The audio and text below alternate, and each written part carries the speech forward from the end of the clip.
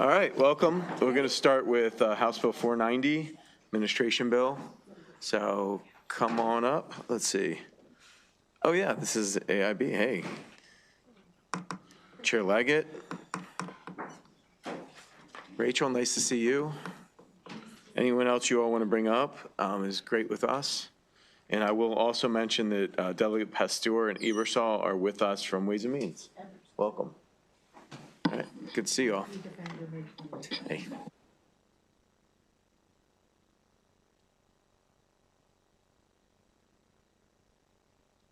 Oh, there we go.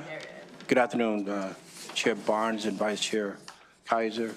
I'm not going to go over some of the points we made at the last meeting, but I just simply want to highlight just a couple of things. First of all, you probably received a one-pager from us that displays a number of the highlights and improvements that we've made over the last couple of years. In addition, there are some additional improvements and progress we've made for each individual county that you should have also listed. I want to just simply emphasize a couple of things that relates to H.R. 90. One, we are looking for flexibility and efficiency to demonstrate that there's no one-size-fits-all for this process. As we go through a subsequent year, we realize there are some changes we need to make to ensure efficiency and effectiveness without, in effect, hampering the fidelity of what we have to find in terms of the overall progress we're making. It is important that we make these adjustments and changes because, as you know, the blueprint is a fairly comprehensive piece of legislation. And as we go through these changes, we find that it is important for us to make adjustments. Those adjustments are being made. We make them in collaboration with the state board. We make them in collaboration with many of the jurisdictions that we work with throughout the state. And I will say for the record that our working relationship with Dr. Michaels and Dr. Wright are extremely productive. We meet regularly, and all the things that we are talking about today, I think that we've gone through with them quite handily in making sure that we're working hand in glove. I'm going to turn this over now to Ms. Heiss to go through the detailed changes that we're seeking. But before she does, I think we have Dr. Michaels. Okay, say a word or two. Virtually. Virtually.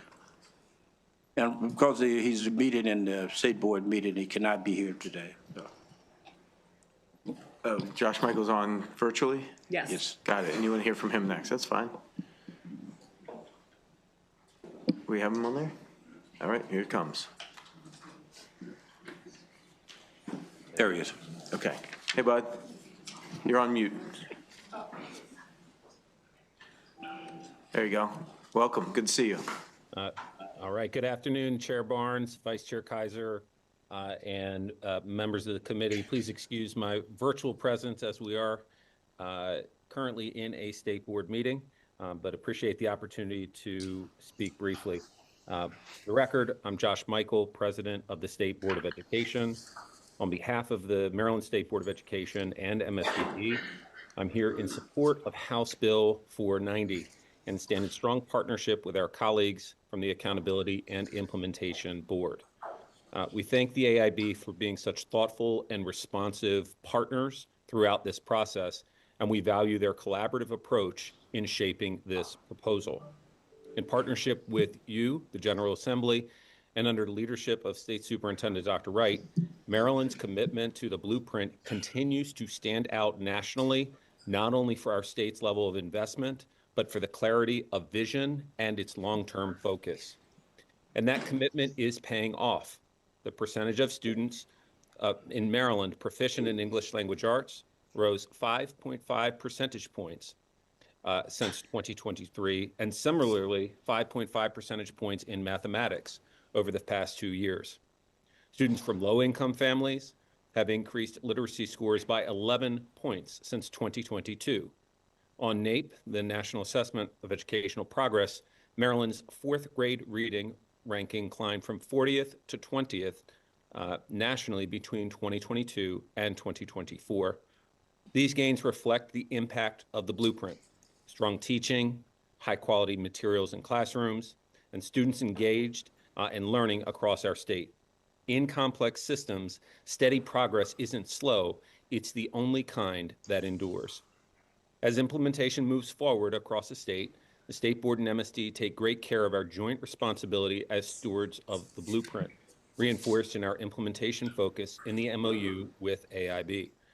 This means staying aware of the day-to-day realities of classroom implementation and learning from the educators and leaders guiding that work. Many of the adjustments in this bill come directly from their input to ensure that any changes support real classrooms and students effectively. These revisions are not about changing direction. They are about making practical adjustments that allow implementation to continue moving forward smoothly while the broader work of long-term implementation continues. The revisions in House Bill 490 are thoughtful, practical refinements, reducing unnecessary reporting, streamlining career and technical education oversight, expanding pathways for teacher candidates, tending to the school leader pipeline, and giving high-poverty schools flexibility in using concentration of poverty funds, all to help schools focus on what matters most, protecting students and improving student outcomes. With the friendly, clarifying amendments we've worked on with the AIB, we respectfully request a favorable report for House Bill 490. Thank you for your time. Mr. Chairman, as indicated before, we are seeking flexibility. There's no one-size-fits-all as it relates to this bill. We learned some valuable lessons over the last year or so, especially as it relates to some of the smaller counties throughout the state. I was particularly moved in our progress conference with the discussions we had with Kent County and some of the other smaller counties. And we went through a very valuable waiver process with Carroll County that I think we learned an awful lot of lessons. And so working with them, working with the State Board, making these adjustments, I think, will make it more efficient as we go forward. Thank you. Ms. Heiss? Thank you. So you do have our testimony, and I just wanted to very briefly go through some of the highlights of what's in the bill. And so in Pillar 2, related to high quality and diverse teachers and leaders, there are 3 provisions that address the teacher pipeline, teacher preparation and recruitment. And this includes providing a pathway for the new MSDE-sponsored teacher apprenticeship program to lead to teacher certification in place of taking a test of teaching ability. And Dr. Michael noted that there are some friendly clarifying amendments that MSD will be offering to some of these provisions related to teacher preparation and recruitment, and the AIB does support those amendments. There is also in Pillar 2 related to the career ladder and the requirement in the blueprint law that newly licensed principals are required to hold national board certification beginning July 1st, 2029.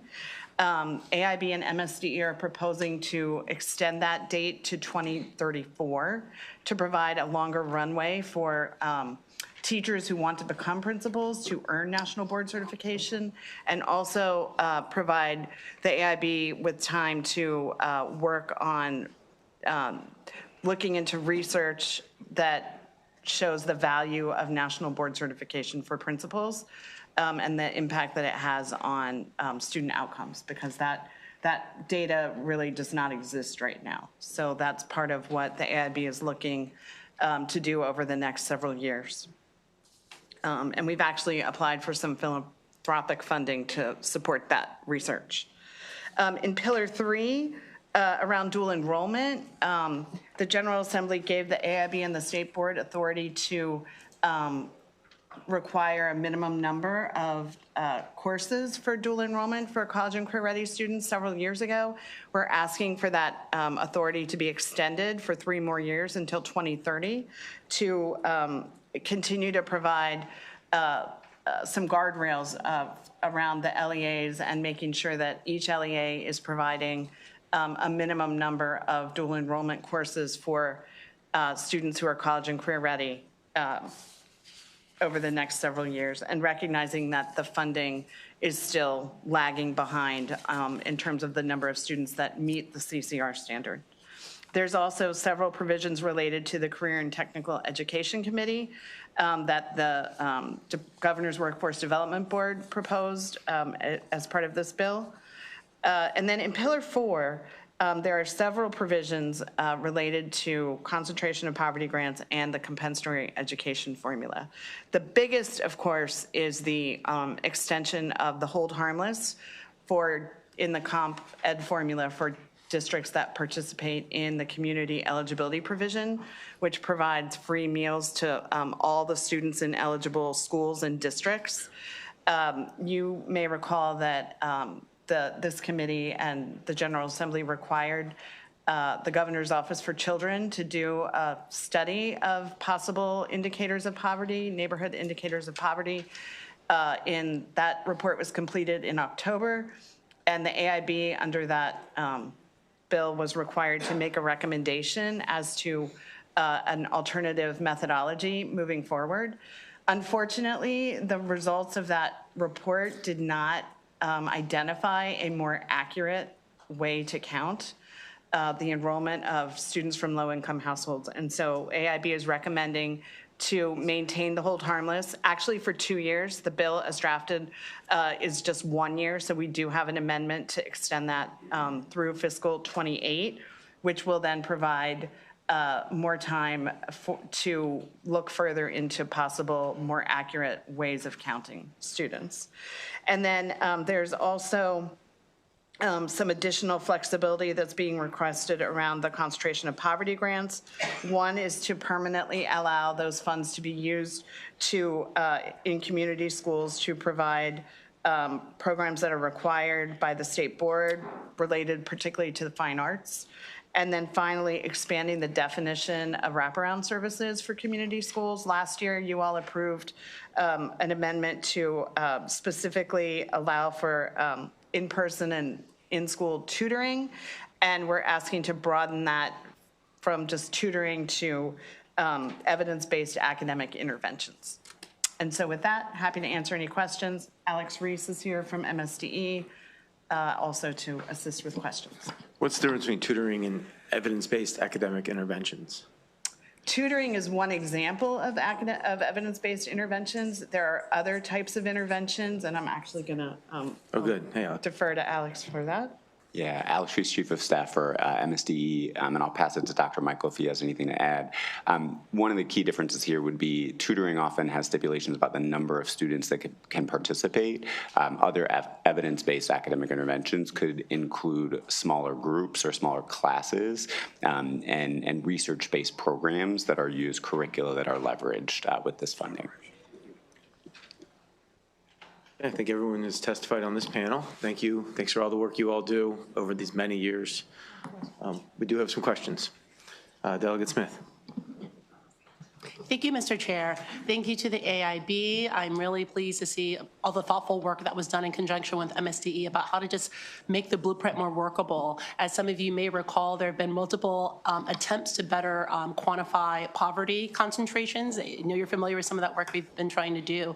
I've noticed that through some of the testimony from some of the most impacted districts, Prince George's County, Baltimore City, and also the superintendents, they note that while it is very, very gracious to see the 2-year extension on the hold harmless, I wanted to know, would you all perceive it as a friendly amendment to perhaps just waive the sunset of the hold harmless until an actual sustainable methodology for determining poverty could be determined? There's a lot of testimony we're going to hear subsequent to you that's going to demand some deeper analysis, and there's going to be some other things that are shared, but it seems that we could all agree there's not a solution today on the best way to count poverty. So for CEP districts that have such a high concentration of poverty to have to go through kind of the fire drill, whether it's annually or every couple of years, it feels like it would be in the best interest of their sustainability and modeling for their budgets to perhaps just remove the sunset altogether until we can determine a better way to count. How would you all react to that?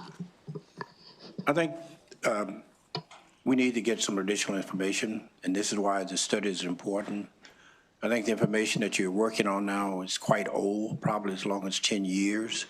And before you make such a major decision, I think we need to carefully provide you with as much information, cost factors as possible before you go down that road. I think the 2 years will be sufficient for us to get that information for you. And if in your wisdom at that point in time you decided you want to extend it much further, then you would be quite informed about how you would do that and what the implications are. Thank you. So what you're Delegate saying Smith. is, Please. are you absolutely certain that this can be accomplished in 2 years? Because I've been here a while, longer than 2 years, trying to get that methodology refined. And so I represent people that don't want to necessarily always have their fate up in the air. So I mean, that you're going to put your credibility on the line saying that this can be resolved in 2 years. It feels like, why not just keep the whole timeless in place so that if you can't meet it, there's not another fire drill? Well, I can't guarantee that we could meet it, but I can say that we can make every effort. And at that point in time, you will be at a position knowing that the information that you have is probably as good as we can get it in terms of how you would go forward. But at least given the implications of that, you should wait at least for those 2 years to make a firm decision about how you would place this permanently going forward. Delegate Smith, I'd simply add your rationale underscores why it is so important for the amendment to 2 years to occur. And I can say, you know, just as our board has looked at this issue, we'd certainly be open to the idea of extending it further. We'd be open to that idea. And, you know, as we all know, there's going to be important analysis occurring this year. We want to align it with that analysis. But I, like you, Delegate Smith, know that we have districts that are waiting, and consistency and predictability is just so important for planning for our districts.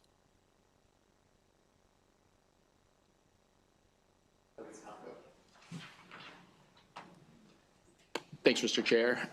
Thank you for joining us today. I guess just I have a comment and then a question after that on the principal extension. On the comment side, I haven't done this publicly in this fashion, so I want to thank the board, the chair, executive director, the committee chairman, the governor, and the Senate as well. So I represent Carroll County that was referenced. We ran into a challenge last year that we learned was really the technical consulting side. And having been behind, we had really two options as we saw it as a county, which was, or three options. Option one was to dramatically change the way the county's structure worked, leaving schools without resources like media specialists and math aides and framework. And that was because we missed an opportunity to work with the technical consultants in advance, as we've learned, and as the final report with the consultants comes out this month. Option two was to raise local taxes to a tune of, I kind of estimate, around $40 million a year to kind of leave in place and backstop those changes in a different way. And thanks to you all on the chair, we were able to, you know, take that flexibility that you're asking for here in a more broader sense to get on task or get on track. I think in our report, we expect to be just below or right at, and I just talked to the assistant superintendent, right below or right at the original blueprints requirements for compliance. So on time, but on time without that disruption that would have happened. And so just want to thank the board and executive director and those around for the early flexibility in using the statute as it was to kind of find a way to split that hair initially and creating that flexibility for more. I think that's really important. So thank you is my context there. As the question that I have on the principals, how does the blueprint apply to folks above the principal level? So as you think about executive, like director of high schools, director of middle schools, director of elementary schools, director of schools, you just kind of work up the ladder in the curriculum and education side. What are the frameworks there for folks that are in those roles? The career ladder does not, it really focuses on teachers in the classroom and principals. So those positions that tend to be in the central office are not part of the Blueprint's career ladder. Okay. All right. Thank you. Thank you. Thank you, Mr. Chair. One of the things that we keep an eye on is making sure we have quality teachers. We've wrestled around with interstate compacts and lots of things like that. I see here where we're taking out-of-state teachers and asking them to have 3 years of successful evaluations. I feel like 2 years of success. I feel like we had a level of 3 for people who are in-state, and I'm wondering why the disparity there. So the idea is that right now the requirement is that folks who are out of state pass the EdTPA assessment or have their national board certification. EdTPA is meant to be a test of readiness to enter the profession. And so the idea that you would have 2-3 years of effective teacher evaluation, we believe that as a rigorous standard. We really do just want to open up pathways into the profession. And if we have a teacher who has that effective evaluation for a couple of years in another state, we want to create a pathway in for them. So just to clarify, you're requiring them to do an induction program first before they can get these 3 years of solid evaluations on top of that? I see our Assistant State Superintendent, Kelly Meadows, inching her way onto the screen. Mr. Chair, would you? I just want to make sure, and generally, I just want to make sure that we're holding them to a similar standard that we're holding the people within the state to. And also, EdTPA or other induction programs as well, because colleges can have their own now. Is that correct also? That's Right. another provision. Okay, Yep. thanks. Yeah. Delegate Ebersol, this is specifically about how we bring in teachers that are licensed out of state, have met that and have evaluations of having taught. So, experienced teacher from New Jersey whose family's relocated, they've been teaching for 15 years. The question is, do they need to take EdTPA? So I'll turn it over to Ms. Meadows, who can speak more specifically to this. Absolutely. So the new provision would allow those individuals to submit 2 years of effective teaching evaluations in lieu of that test of teaching performance for licensure. So delegate, the induction period would still occur. It would look a little bit different for a veteran teacher coming from out of state, but our regulations do require that all new teachers to Maryland go through induction. So that would be separate.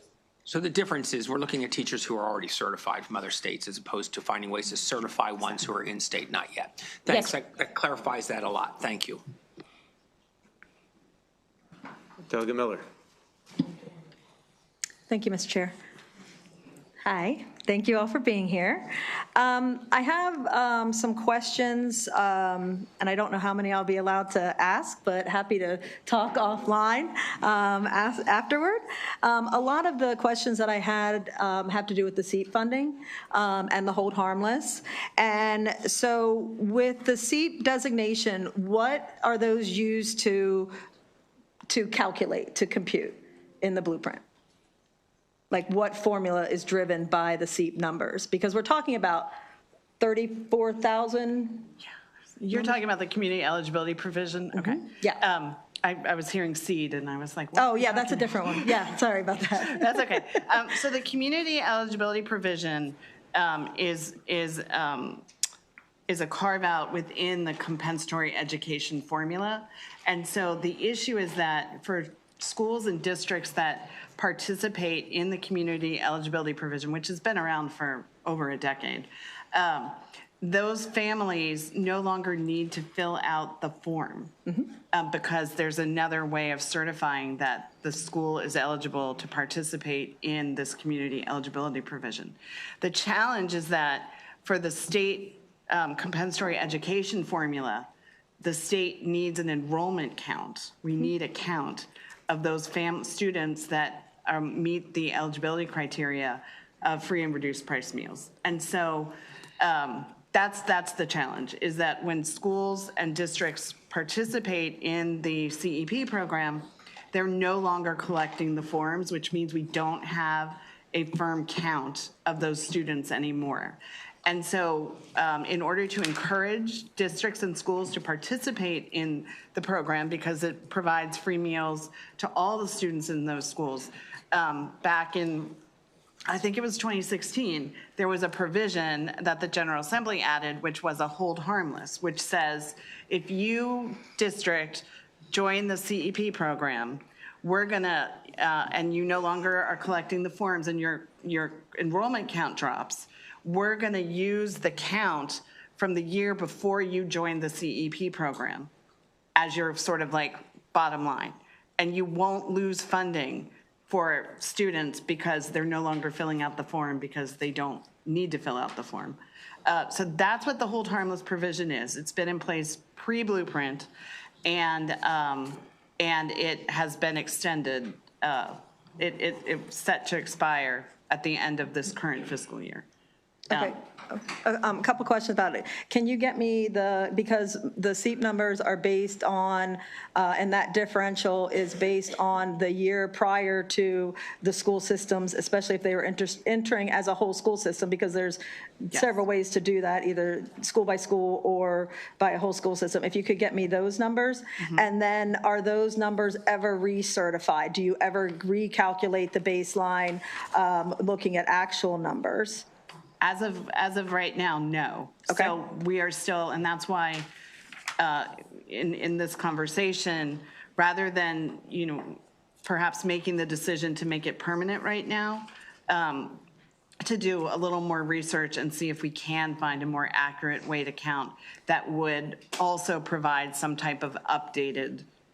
And I understand that, and I understand why you're doing it, but what is difficult for me to understand is the impact of the farm designation on blueprint funding and the weighted funding, particularly in regard to the minimum school funding, because the minimum school funding, a farm is a component of that, therefore is SEEP a component of that, and then particularly with the compensatory aid and the concentration of poverty, I mean, those two combined categories are over $2 billion.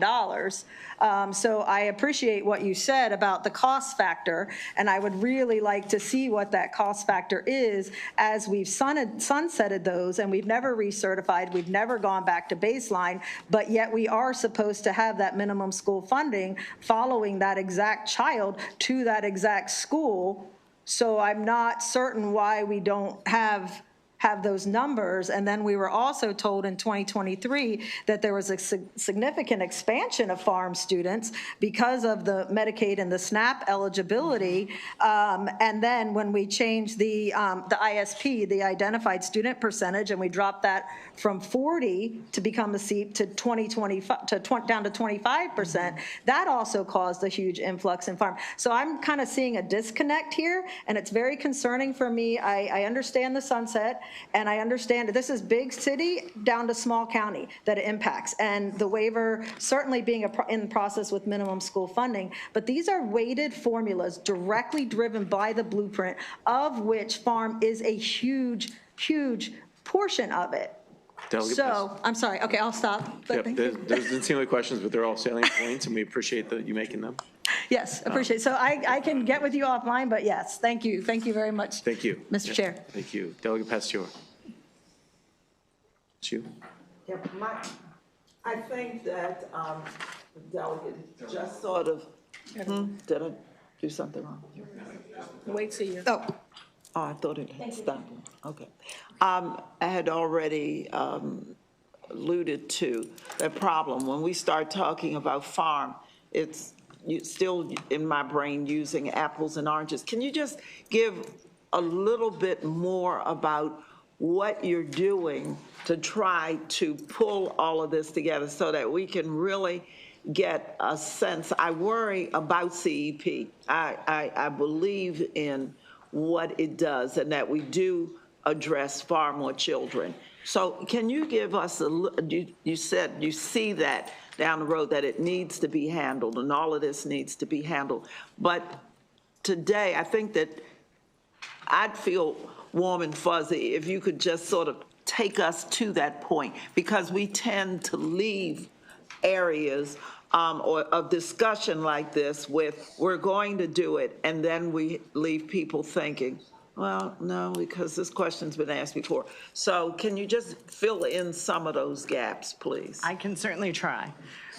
So when the Kerwin Commission was meeting, this was also an issue. So this is a, to Delegate Smith's point, we've been in search of a solution for a long time now. And there isn't an obvious solution. The study that the Governor's Office for Children commissioned looked at neighborhood indicators of poverty that could essentially substitute for a hard enrollment count of eligible students. And there are different ways to look at census data in communities and then essentially try to take and correlate that to student enrollment. It's a challenging methodology because it's a lot of assumptions that lead to an enrollment count that we're then, because our funding formulas are all based on a student enrollment count. And one of the things that most states do is they use the actual enrollment count. So we're funding the number of students that are actually enrolled in the school, not a projection. And so it's very challenging, but I think that we need to take a look at all the potential possibilities and really come up with some shared sort of criteria around what would constitute a more accurate count. And, you know, how updated a count you want to have, because it is a lot of money that these counts drive, both for the compensatory education formula and the concentration of poverty grant. So I think that, like the chair said, no promises, no guarantees, but I think that working with MSDE and potentially other interest holders, we can at least pull together the information for you all to make an informed decision. Okay, well, while they're talking, let me throw in this one question. Don't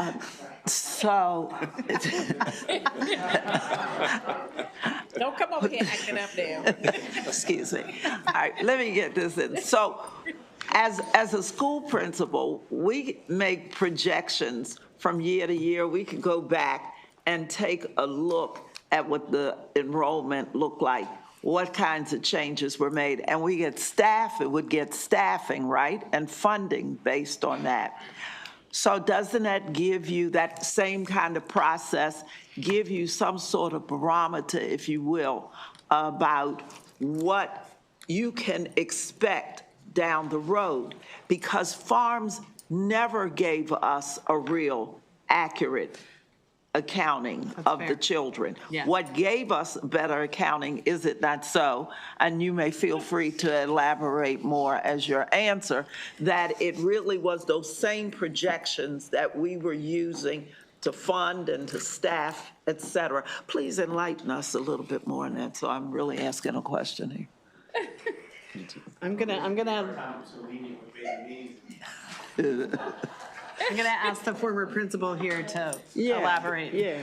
Well, I think Delegate Pastor, you're making a very good point, and you're really hitting on a little bit of what Delegate Smith said earlier, is that these funding formulas our school systems look to understand what's coming in order to staff their buildings, right? As a principal, you have to know how much funding you're going to have, not just now, but in the future to make adjustments. So I think that was a little bit what Delegate Smith was getting at. I think the point is really well taken, and I think there's so many factors to consider here that we really do have to revisit this in the future. I wonder if Dr. Michael or any others have anything to add. Thank you. Delegate Tolles. Thank you. Thank you. Thank you so much, Mr. Chair. Thank you. This is bring back old judiciary members. This is my former seatmate, so I knew that she was going to go on about education, but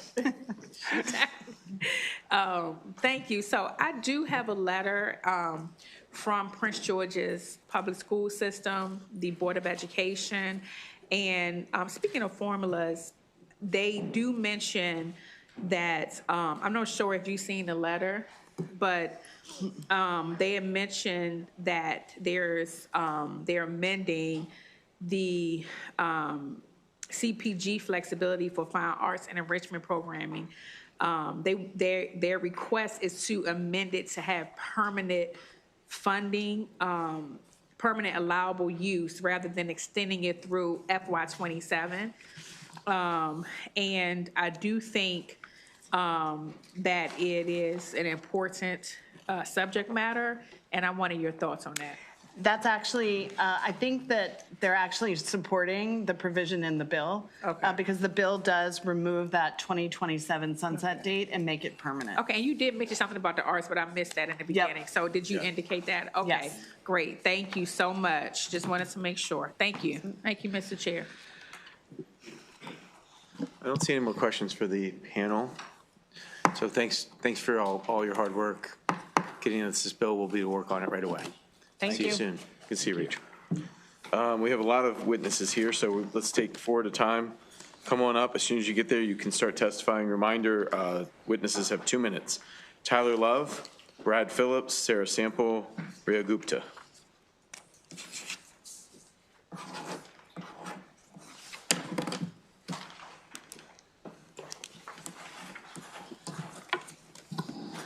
Yes, sir, go ahead. Thank you, the chair, members of the committee, for having me. My name is Sarah Sample. I'm here on behalf of the Maryland Association of Counties, and we are here to support with amendment House Bill 490. You have my written testimony, so I'm not going to go through all of that. I just want to make 2 points.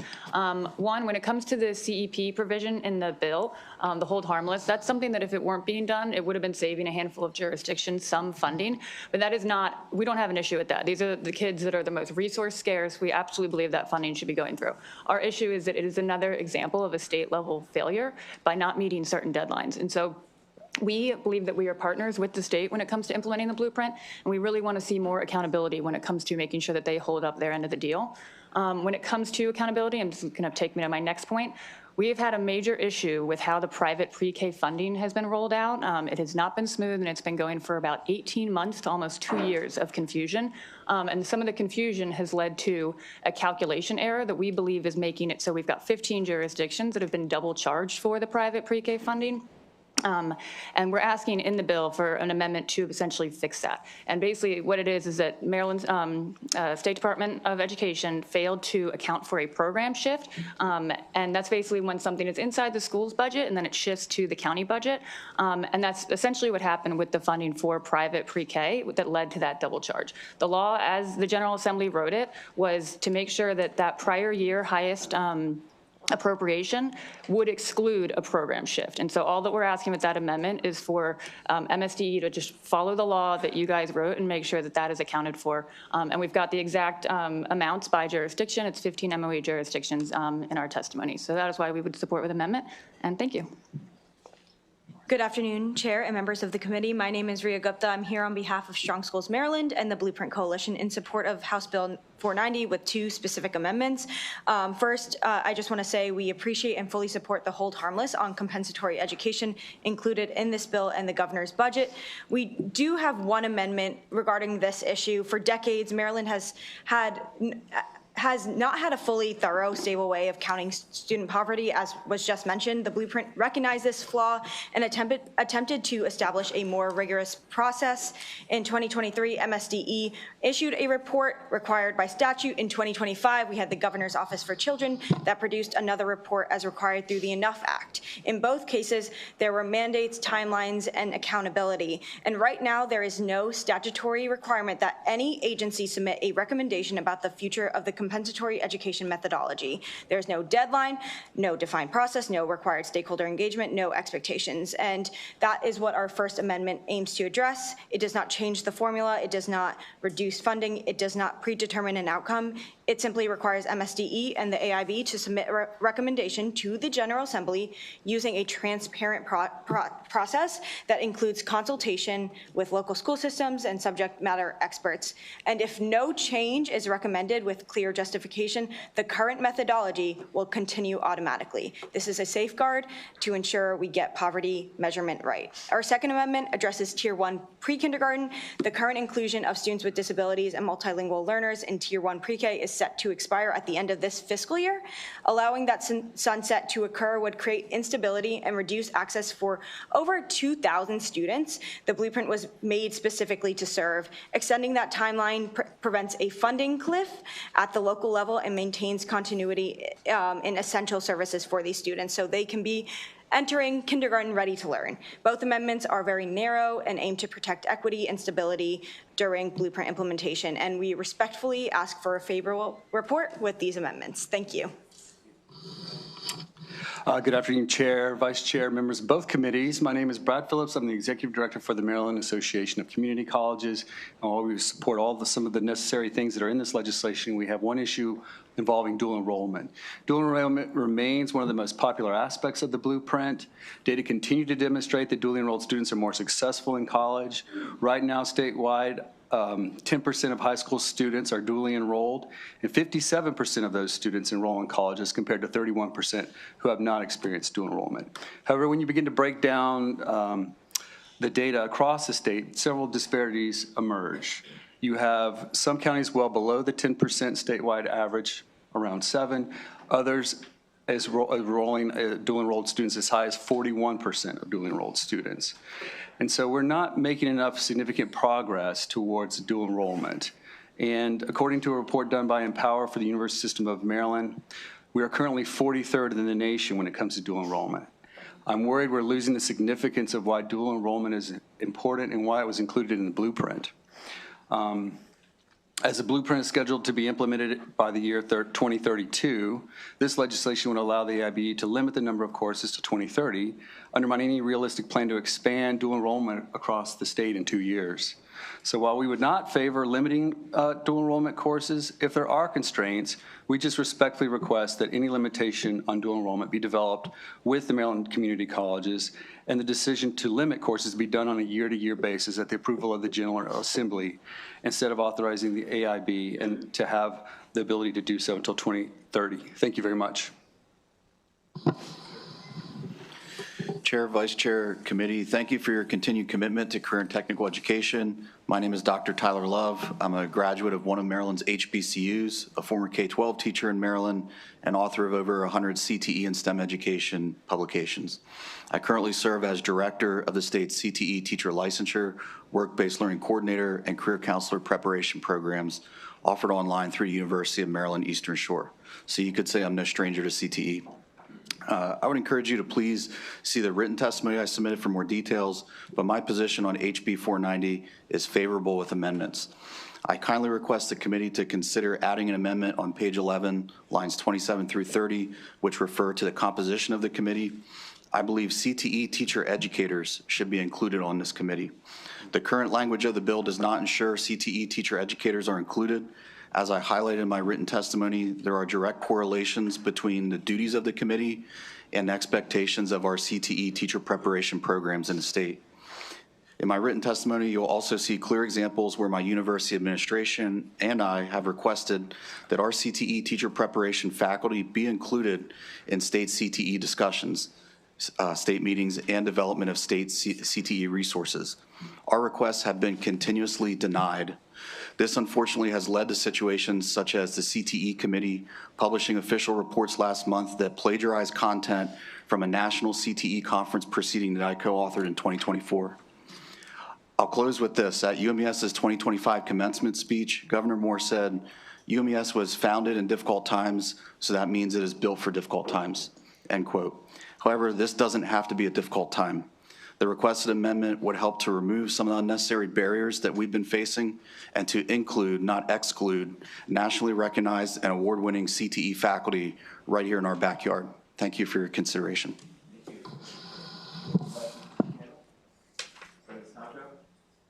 Thank you, Mr. Chair. For the gentleman from the Maryland Association of Community Colleges. This came up, I guess, in last year as we were having a lot of local blueprint discussions.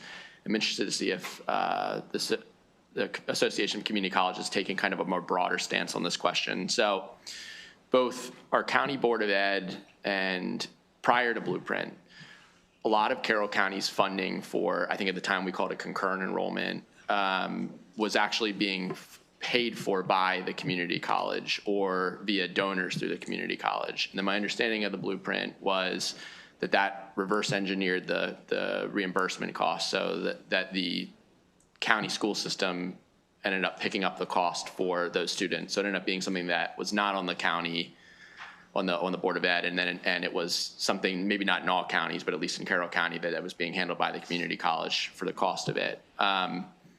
Has the broader state discussion happened in that space? And I just always think about that's like a cost we've added to local jurisdictions that had other funding sources that could be redeployed for other uses if it wasn't there.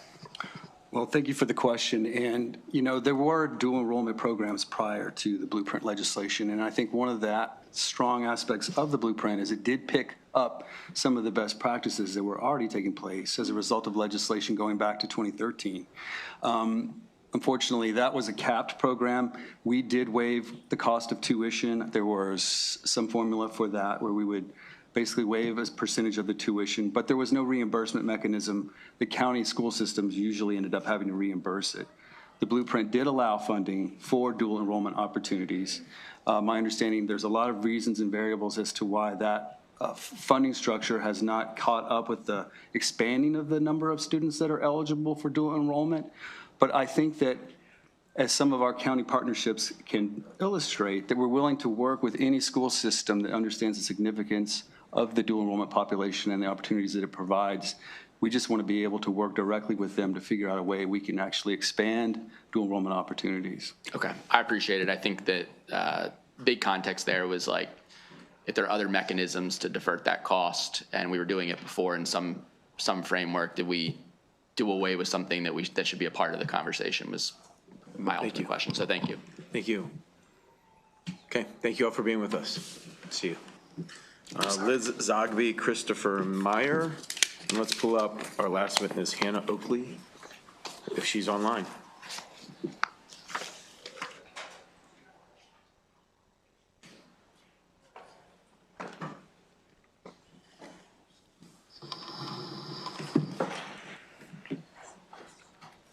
Okay.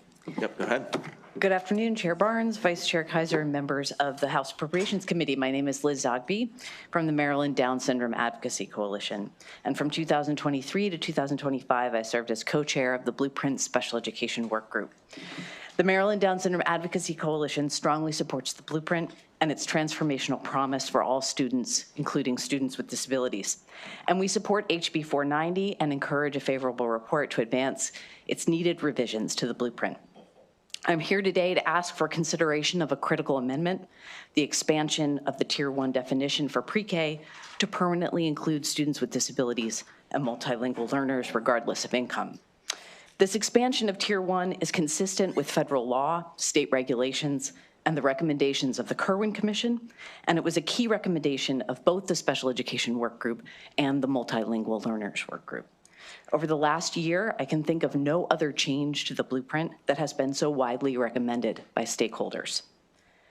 Failure to permanently expand the Tier 1 definition threatens the expected outcome of Pillar 1, that all students enter kindergarten ready to learn. Students with disabilities and multilingual learners are the student groups least ready for kindergarten. In fact, being economically disadvantaged is less predictive of kindergarten readiness than being a student with a disability or coming from a family with limited English proficiency. And the results from the 2025 Kindergarten Readiness Assessment bear this out, and that data can be found in our written testimony.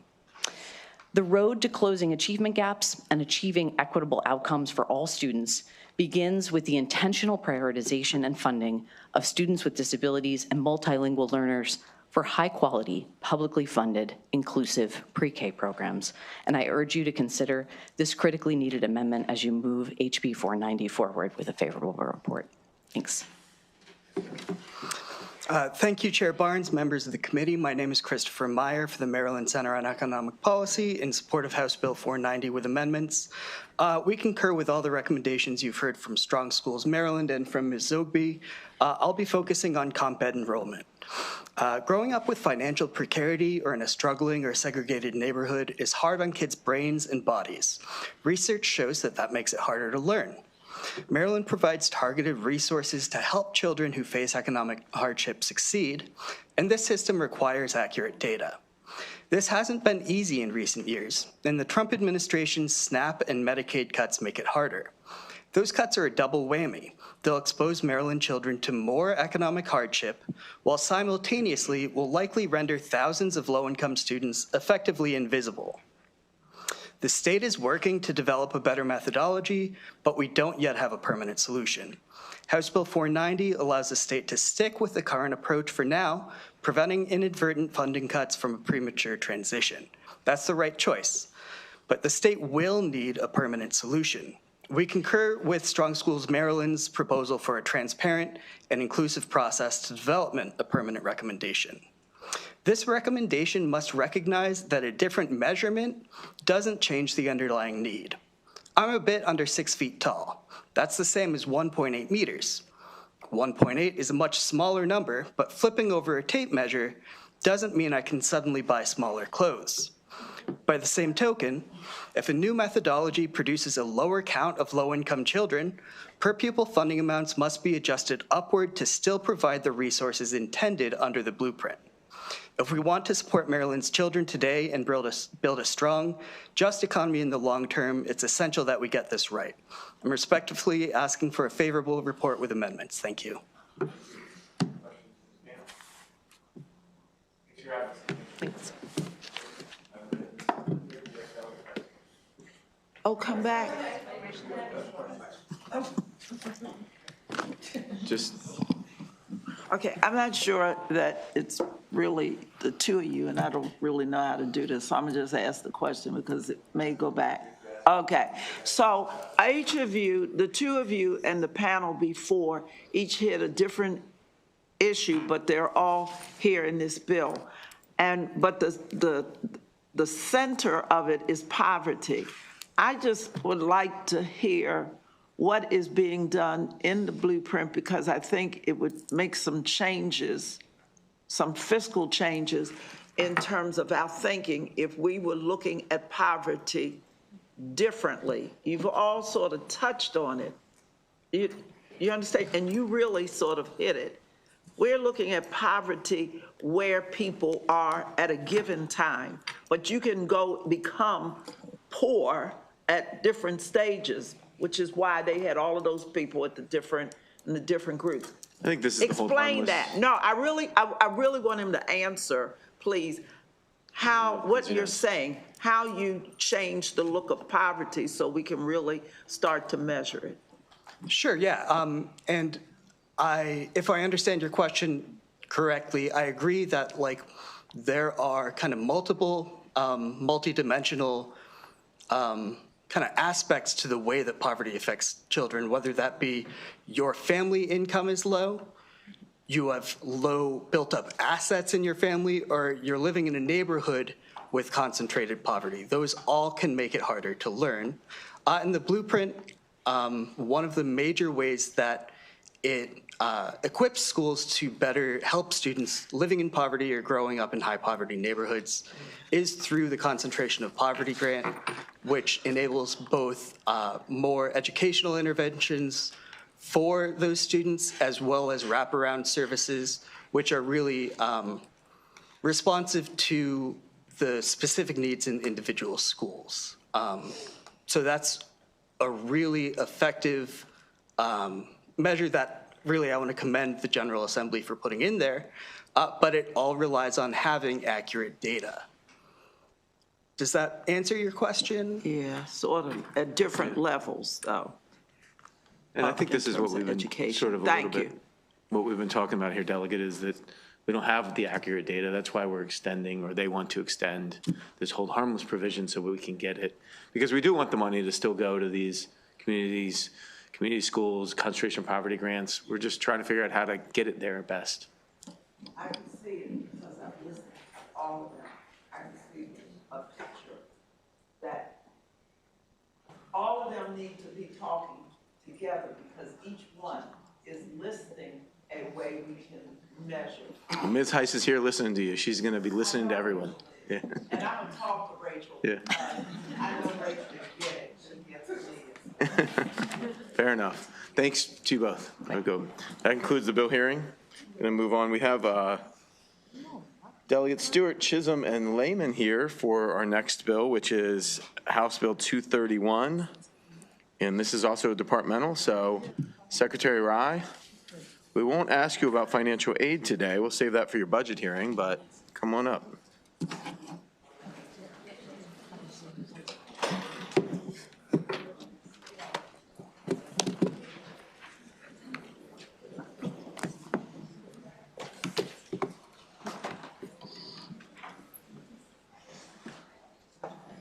Yes, sir. You can start. Welcome.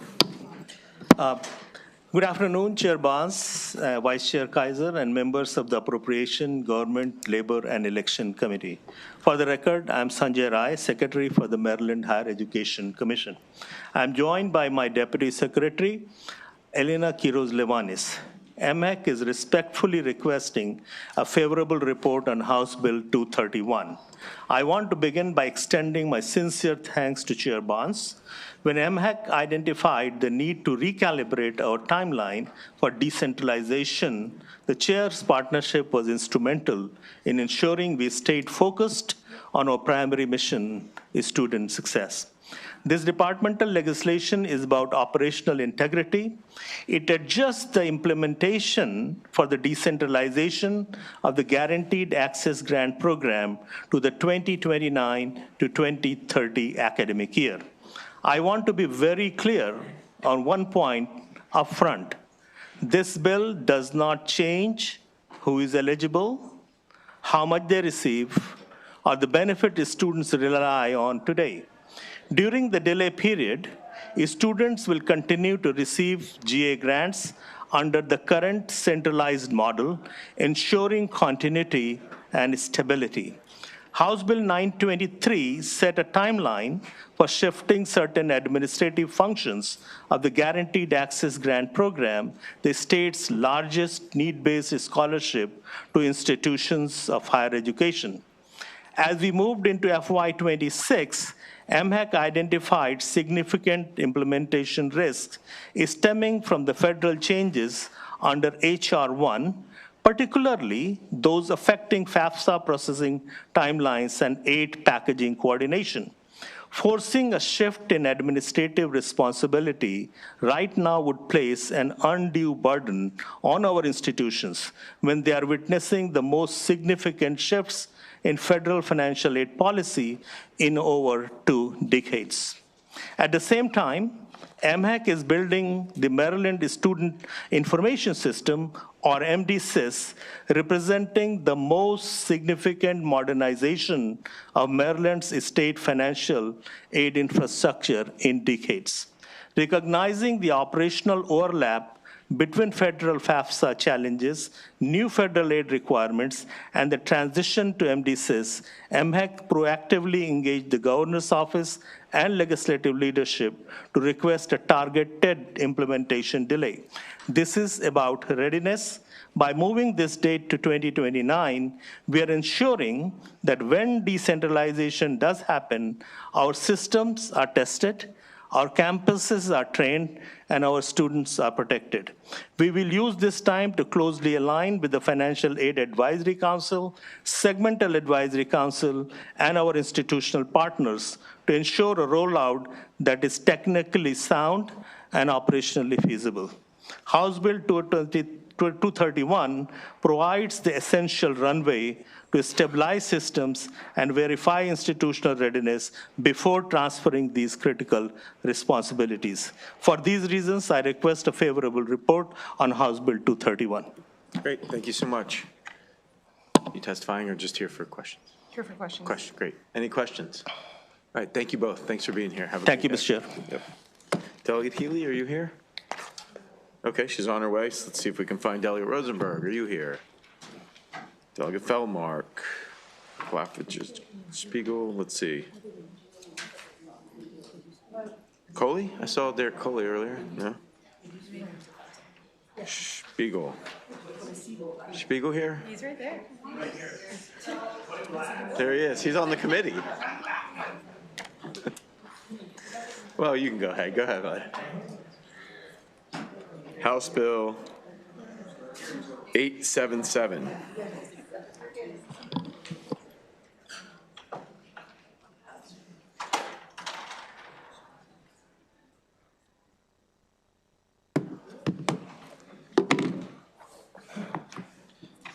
Mr. Chair, I'm just going to check if my panel's here yet. Whitney Barclay Denny. Amy Julata. Christopher Medallo. No. All right. My panel's not here yet, but I'm going to start. You called me, Mr. Chair. I'm going to start. I'm here. I have no panel.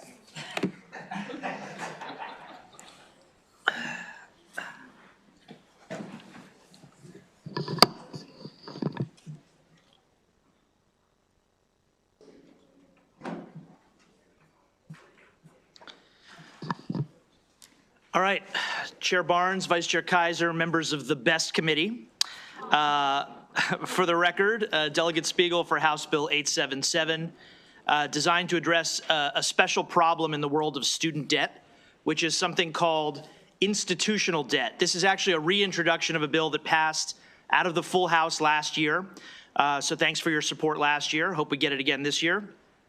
This year we also have a Senate cross-file with Senator Kramer, so hopefully that will improve our chances in the Senate.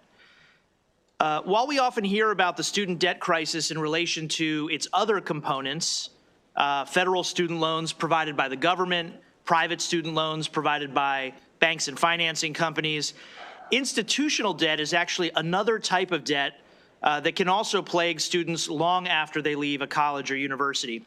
This is debt that a student owes directly to the college or university. It can be for any number of reasons. Administrative fees, other charges posted to a student's account, for example. And this debt follows students into their professional lives the same way that student loans do. Not only can institutions pursue students for this debt and impact their credit, but they can also withhold vital information from the student that's needed for the future academic or employment pursuits.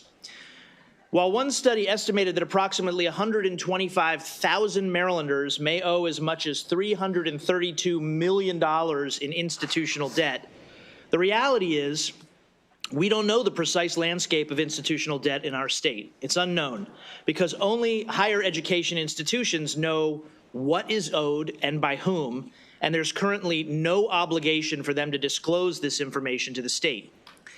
This bill requires Maryland's higher education institutions to report to the Maryland Higher Education Commission, MHEC, on the overall amount of debt students owe directly to the institution, alongside other important statistics such as demographics of the students who owe the debt, whether or not they were Pell Grant recipients, and the types of charges for which students owe that debt. Importantly, the bill does not alter any institution's operating procedures or debt collection practices. It merely requires them to report to the state the information that they should already have on file, and which, as I understand it, they already provide in some form to the federal government and to their credit rating agencies. That should keep the costs of such reporting low and address the institution's concerns about the cost of compliance. I've been in consultation with MHEC, which is generally supportive, but to avoid overburdening the institutions and to build a useful time span of this kind of data, MHEC has proposed some technical amendments to the bill, including spreading out the reporting period from every year to every 2 years, empowering MHEC to standardize the definitions used in the reporting, and eliminating any monetary penalties for noncompliance. And you should have that amendment language before you in the file. I'm happy to work with MHEC and the committee to incorporate those friendly amendments. In 2022, the State Council of Higher Education in Virginia produced a report on institutional debt owed by Virginians, and the results showed notable inequities in who owes this debt, and that institutional debt is not a burden equally shared among the student population. Black and Hispanic students were disproportionately burdened by institutional debt, and the degree of the inequity was pretty striking. Without HB 877, we have absolutely no idea of the extent of that inequity here in Maryland. Beyond the demographic concerns, the sheer volume of overall institutional debt owed to schools in Maryland is also unknown. HB 877 will give Maryland policymakers and consumers insight into the institutional debt landscape facing our residents so that we can have a better picture of not only what kind of debt our institutions collect on, but also the people these practices impact. Now, written opposition testimony from the institutions claims that this bill fails to provide a purpose for collecting and reporting this data, but the purpose is self-evident. Maryland has consistently supported efforts to understand the student debt epidemic and to mitigate it for the benefit of past, current, and future students. The amendments proposed by MHEC also alter the reporting deadlines, so that should address institutions' concerns about coinciding with other reporting requirements like annual audits. I'm happy to work with the institutions on additional amendments to try to ease whatever administrative challenges might exist, but shining a light on this information will help us better understand the scope of the problem of this type of student debt so we can develop appropriate policies and strategies for addressing it. The data has to come before we develop an appropriate solution. We've done that before with a variety of other reporting requirements, and we can and should do it here too. So thank you, and I ask for a favorable report on HB 877.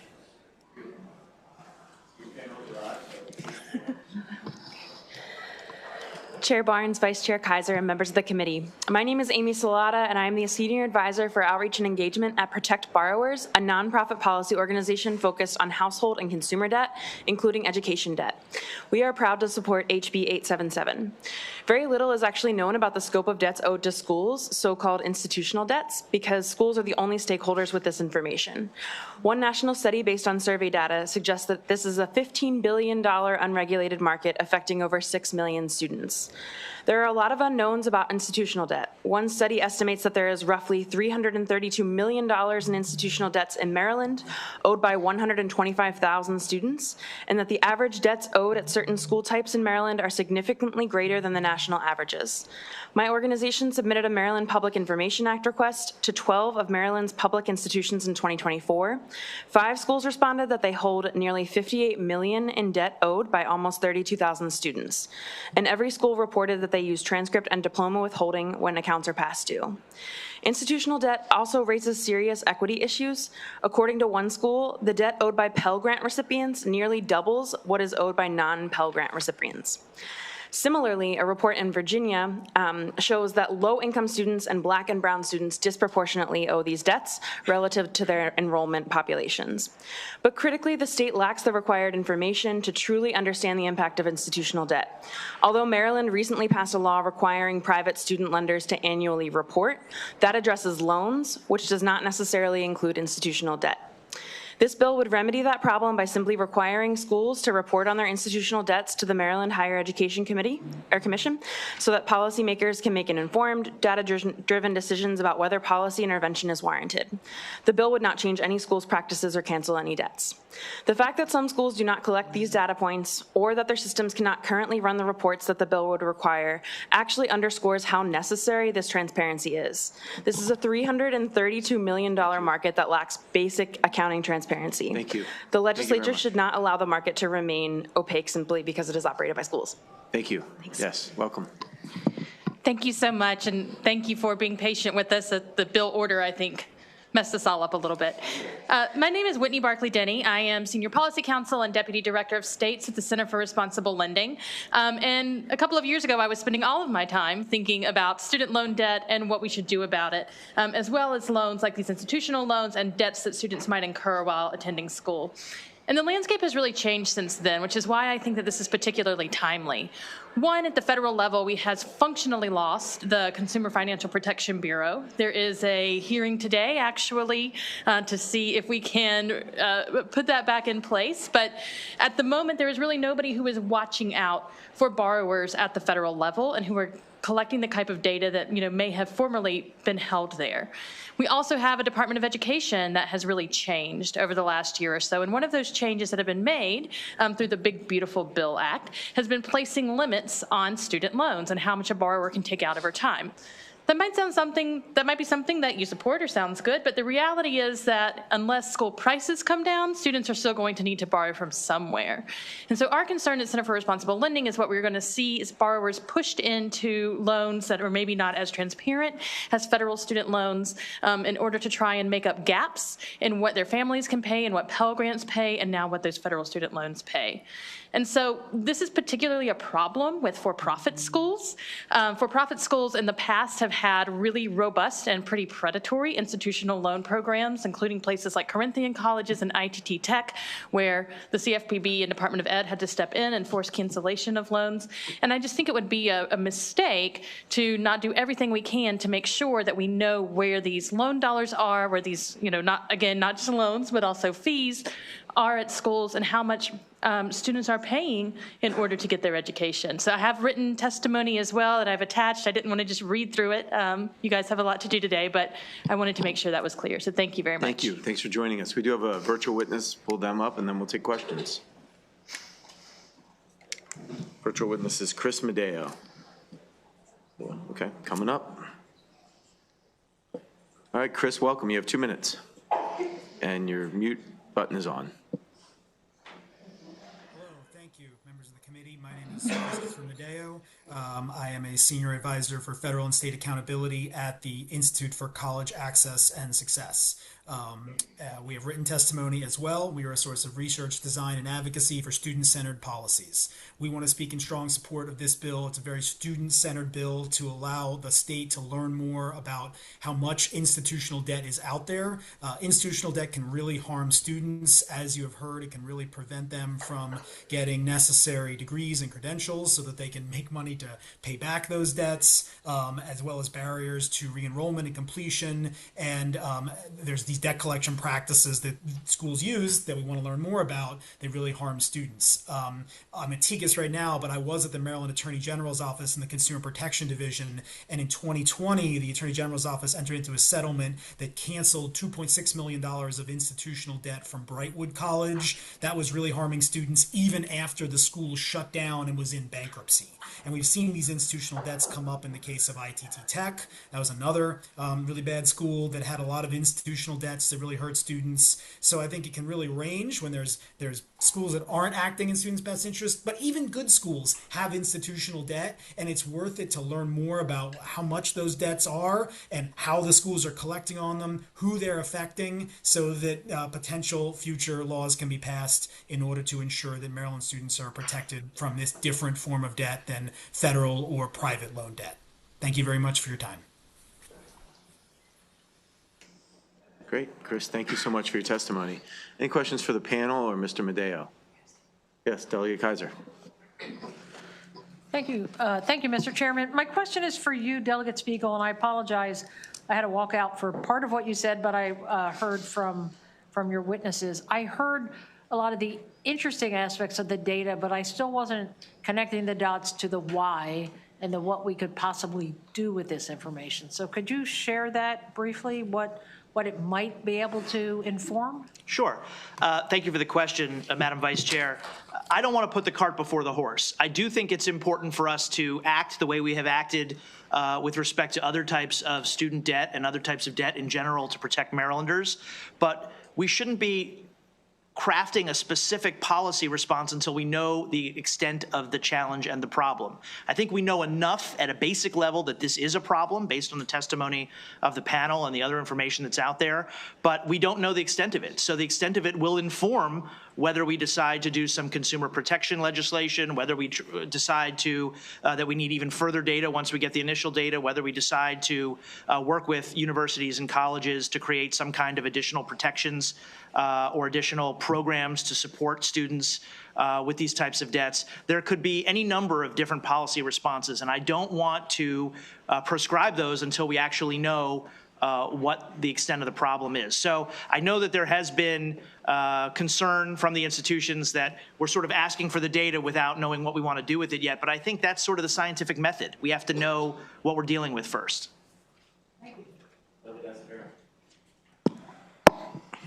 Thank you, Mr. Chair, and thank you, Delegate Spiegel, for bringing the bill.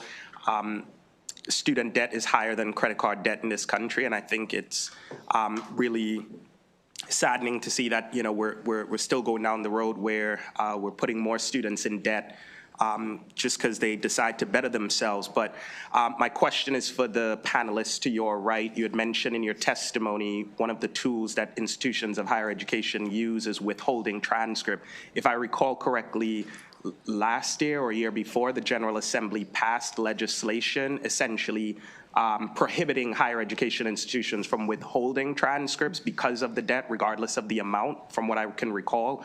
So I'm sorry, what were you saying in your testimony? What was the case that you were making, considering that we took that action last year?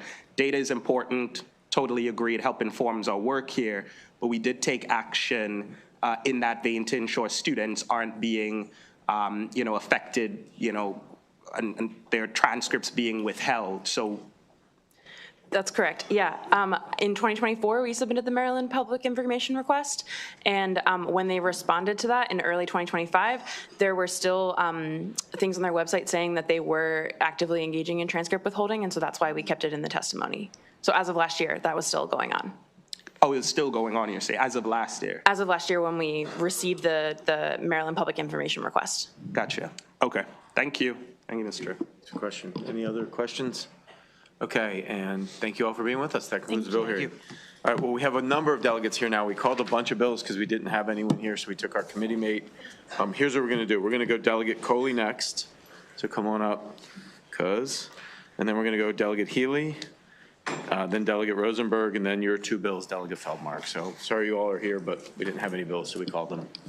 Welcome to your first time appropriations, my friend. Yes, sir. Yeah. She left her phone. Can someone grab her? Thank you. Sorry about that, Chair. All right, go ahead, bud. Yes. Simple LEOPS bill here, right? We're just going to add Seat Pleasant. Go ahead and tell us why you want to be in. Good afternoon, Chair Barnes and Vice Chair Kaiser and esteemed members of this committee. Thank you for the opportunity to present House Bill 872. My name is Derek Coley, and I'm a proud sponsor of this bill. I respectfully submit this testimony on behalf of the City of Seat Pleasant in strong support of House Bill 872.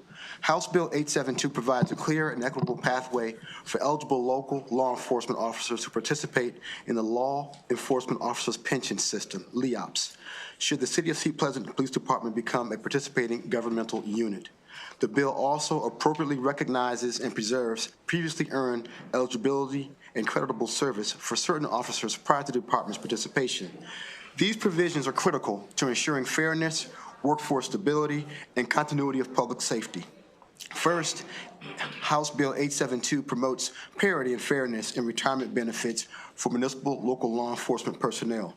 Local police officers perform the same essential public safety functions as their county and state counterparts.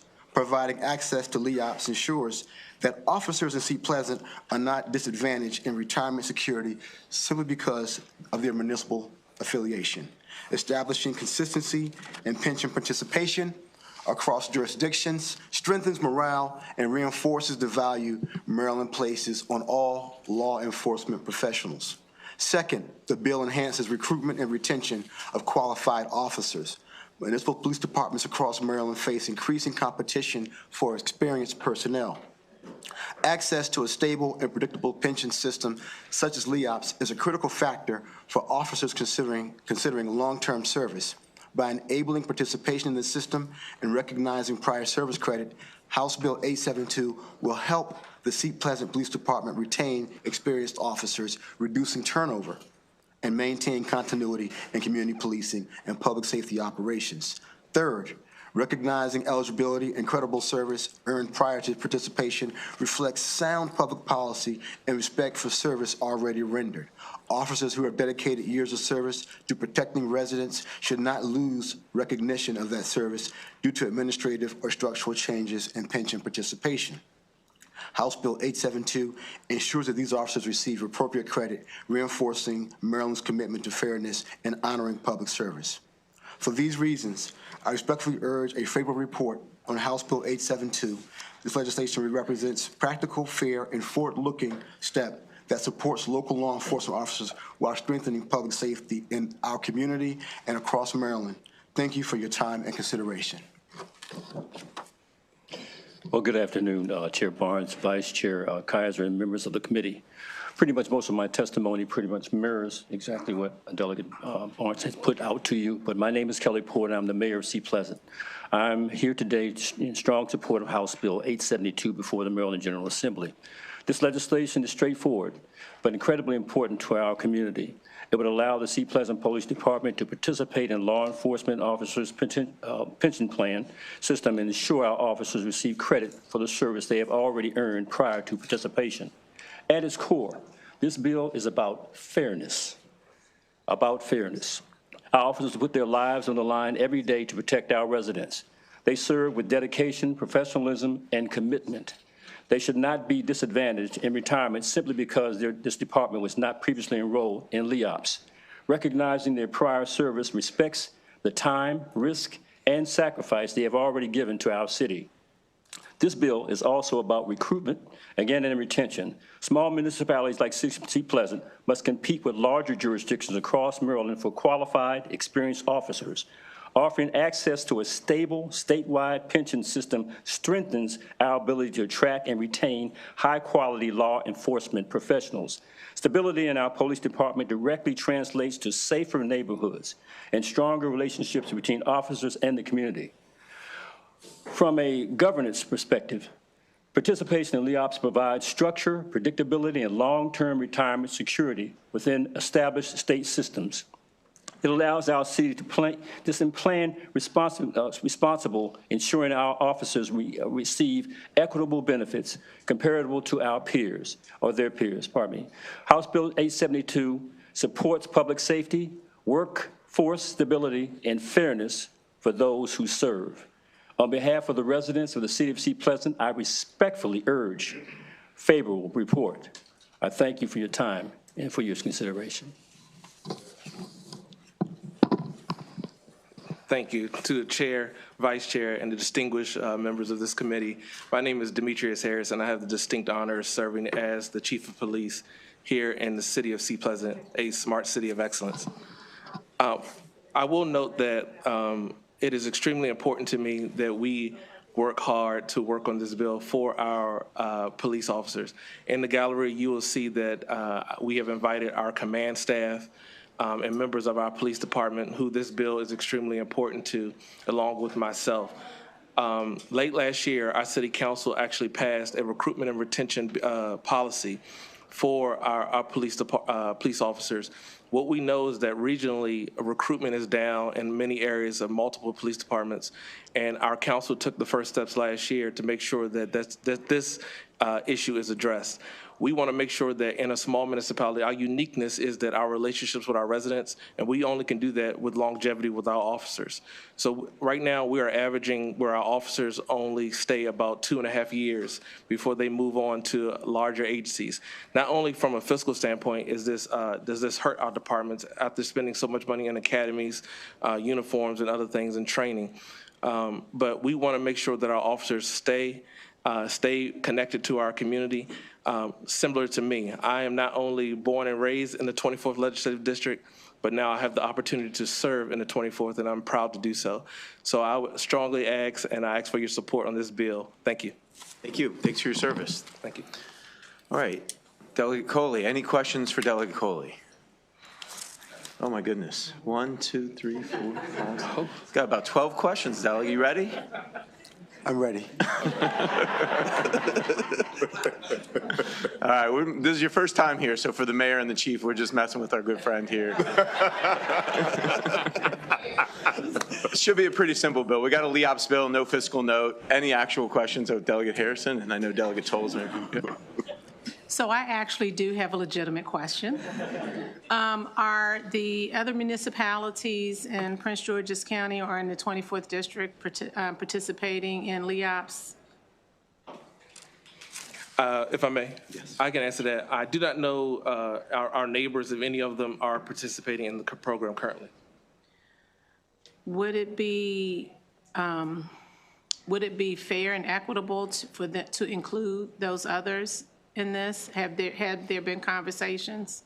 We have had conversations, I've had conversations with the other chiefs, because we have that relationship, about looking for better ways to recruit and retain. And I've always brought this up.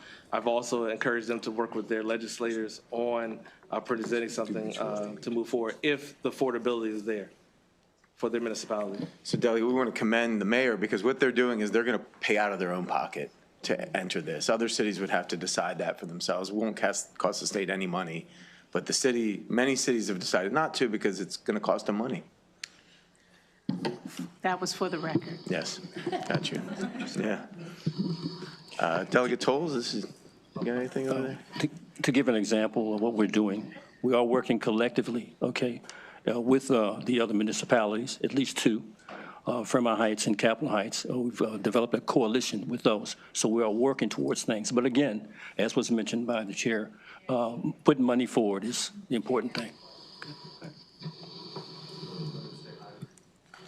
Right, thank you. I want to ask, Mr. Chair, I want him to actually explain the fiscal note, if Delegate Coley can explain. I'm kidding.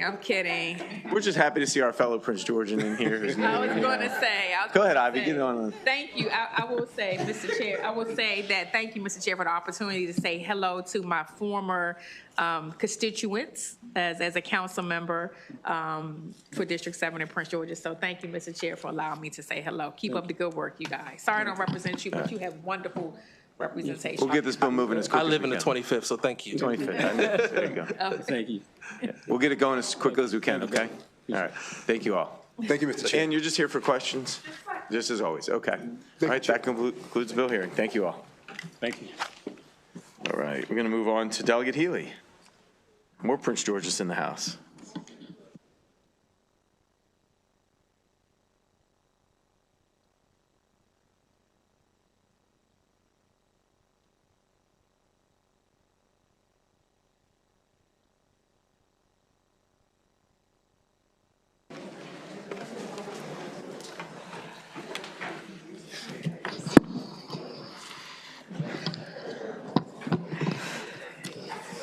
Can I look at this for a minute? Well, I'll give it back to you. Okay, Amy has it. Okay, yeah, okay. I just want to, that's right. Delegate, great to see you. Great to be here. Thank you so much, Mr. Chairman, members of the committee. Very happy to be before you again. I put a version of this bill in 2019, and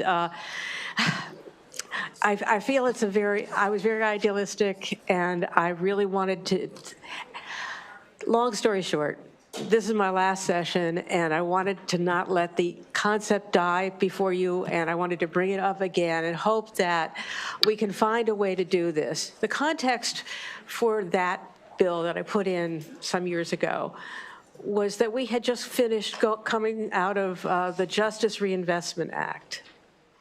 And we provided all kinds of things like expungements for people who had been convicted of crimes and served time.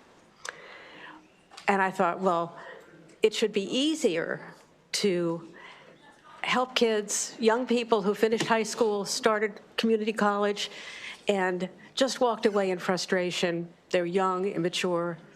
And then time passed. They found out that life is more serious and they needed to be more serious. They went back to school, did well again in another community college or something like that. Or something happened in their families that they just couldn't finish at the beginning of their academic career, and find out that they cannot get into a college because walking away, withdrawing, failing, haunts them for their whole lives. They can't ever get a college degree because there is no real way for them to discount the things that happened in the past. So this bill says after 7 years have passed and you demonstrate that you've changed your life and you're on a better track, that the higher school, institutions of higher education should have a policy that allows them to disregard those problems, those things that happened in their academic past, the same way we do for people with expungement issues in the criminal system. So with all that said, I want to introduce my intern, Amy Ju, who is a brilliant student at the University of Maryland in College Park, and who has done the research that we brought it up to date with some more research since 2019.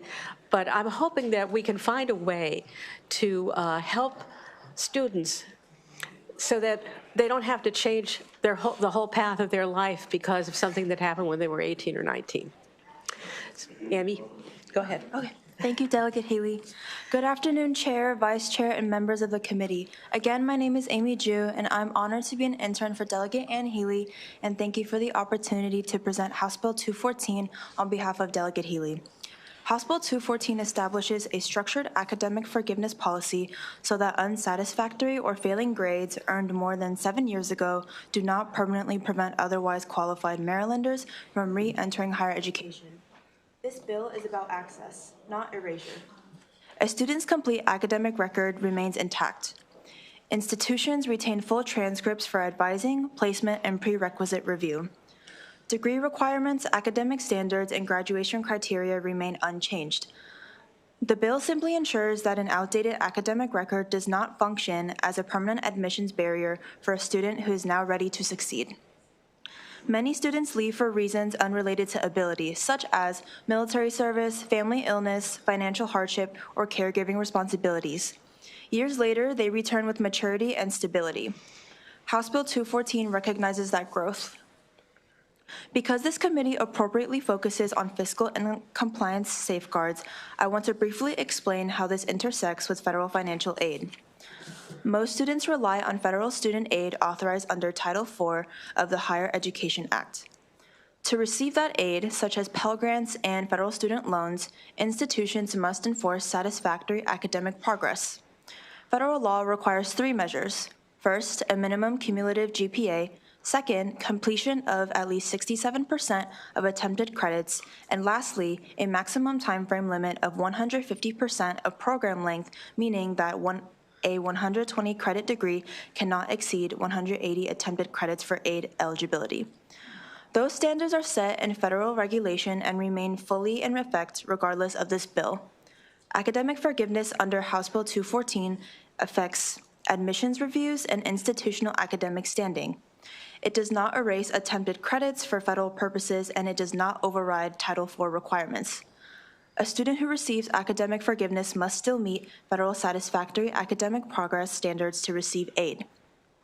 To make that explicit and protect institutions, I am prepared to support clarifying amendment language stating, "Nothing in this section shall require an institution to alter or disregard coursework for purposes of determining eligibility for federal student financial assistance under Title IV of the Higher Education Act, and determinations of satisfactory academic progress shall be made in accordance with applicable federal law and regulation."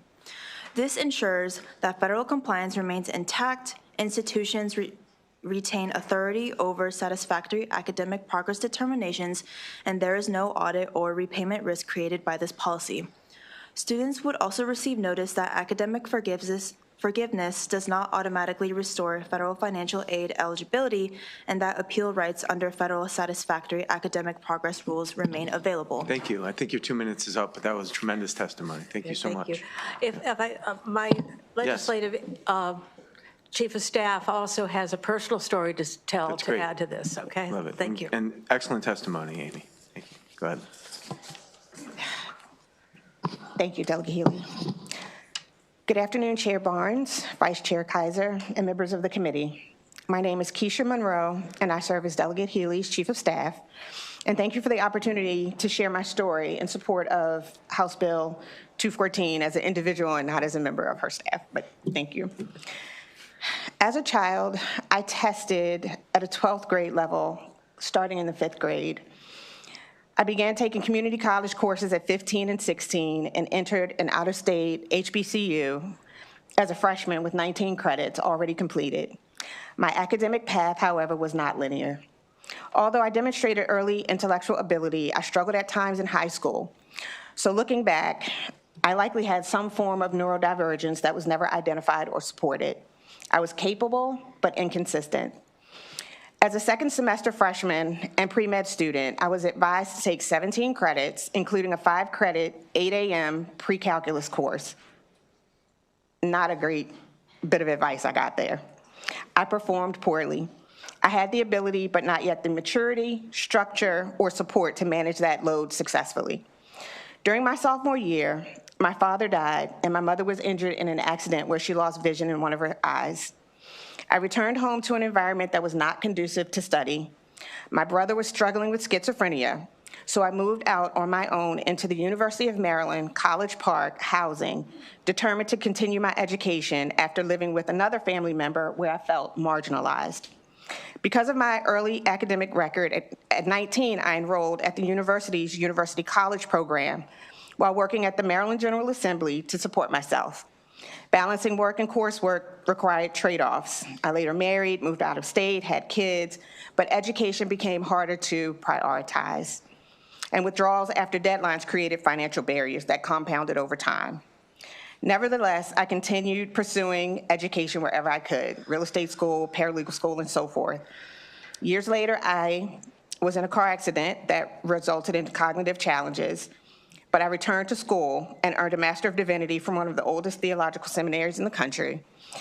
The program was rigorous and I completed it successfully, although the degree is often dismissed in conversation with academia. Despite that, I still do not hold a bachelor's degree. I've been screened out of opportunities with the simple question, Do you have a degree?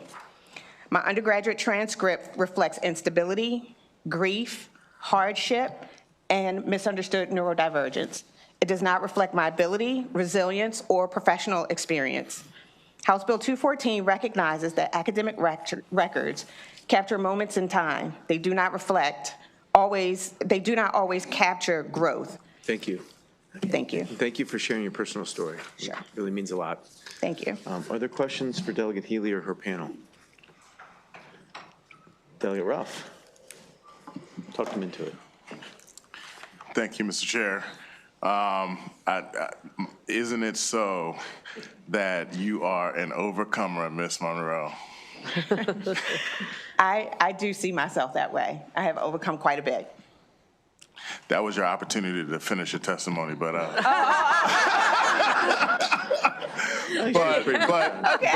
but it's okay. But knowing you personally since I was a very young boy, and having watched you through your journey as an adult, I definitely understand and how compelling your testimony is for this exact legislation. So thank you very much personally for your testimony. I appreciate that. That's where that neurodivergence shows up. Thank you. Well, I think it was impactful with the 90% you got. It wasn't that much worse. Yeah, thank you. I don't think there's much left. Go ahead, Delegate Harrison. Just one quick question. Does this only apply to an individual who had attended a school in Maryland, or would it be, let's say, someone who attended school in Ohio and then decided, from here, but it decided that they wanted to continue here? My understanding, and I think I would leave it to the wisdom of the committee to, if this isn't the right way to do it, but my understanding is it's the institutions that's accepting a student or an application from a student that has to have a policy that acknowledges and offers academic forgiveness in certain circumstances.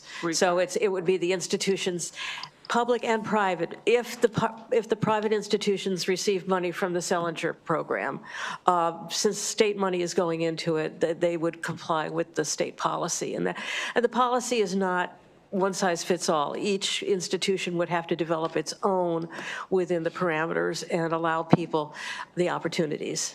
So they could, in fact, consider one who had attended school outside of the state? I believe so, yeah. Council is saying yes. Okay.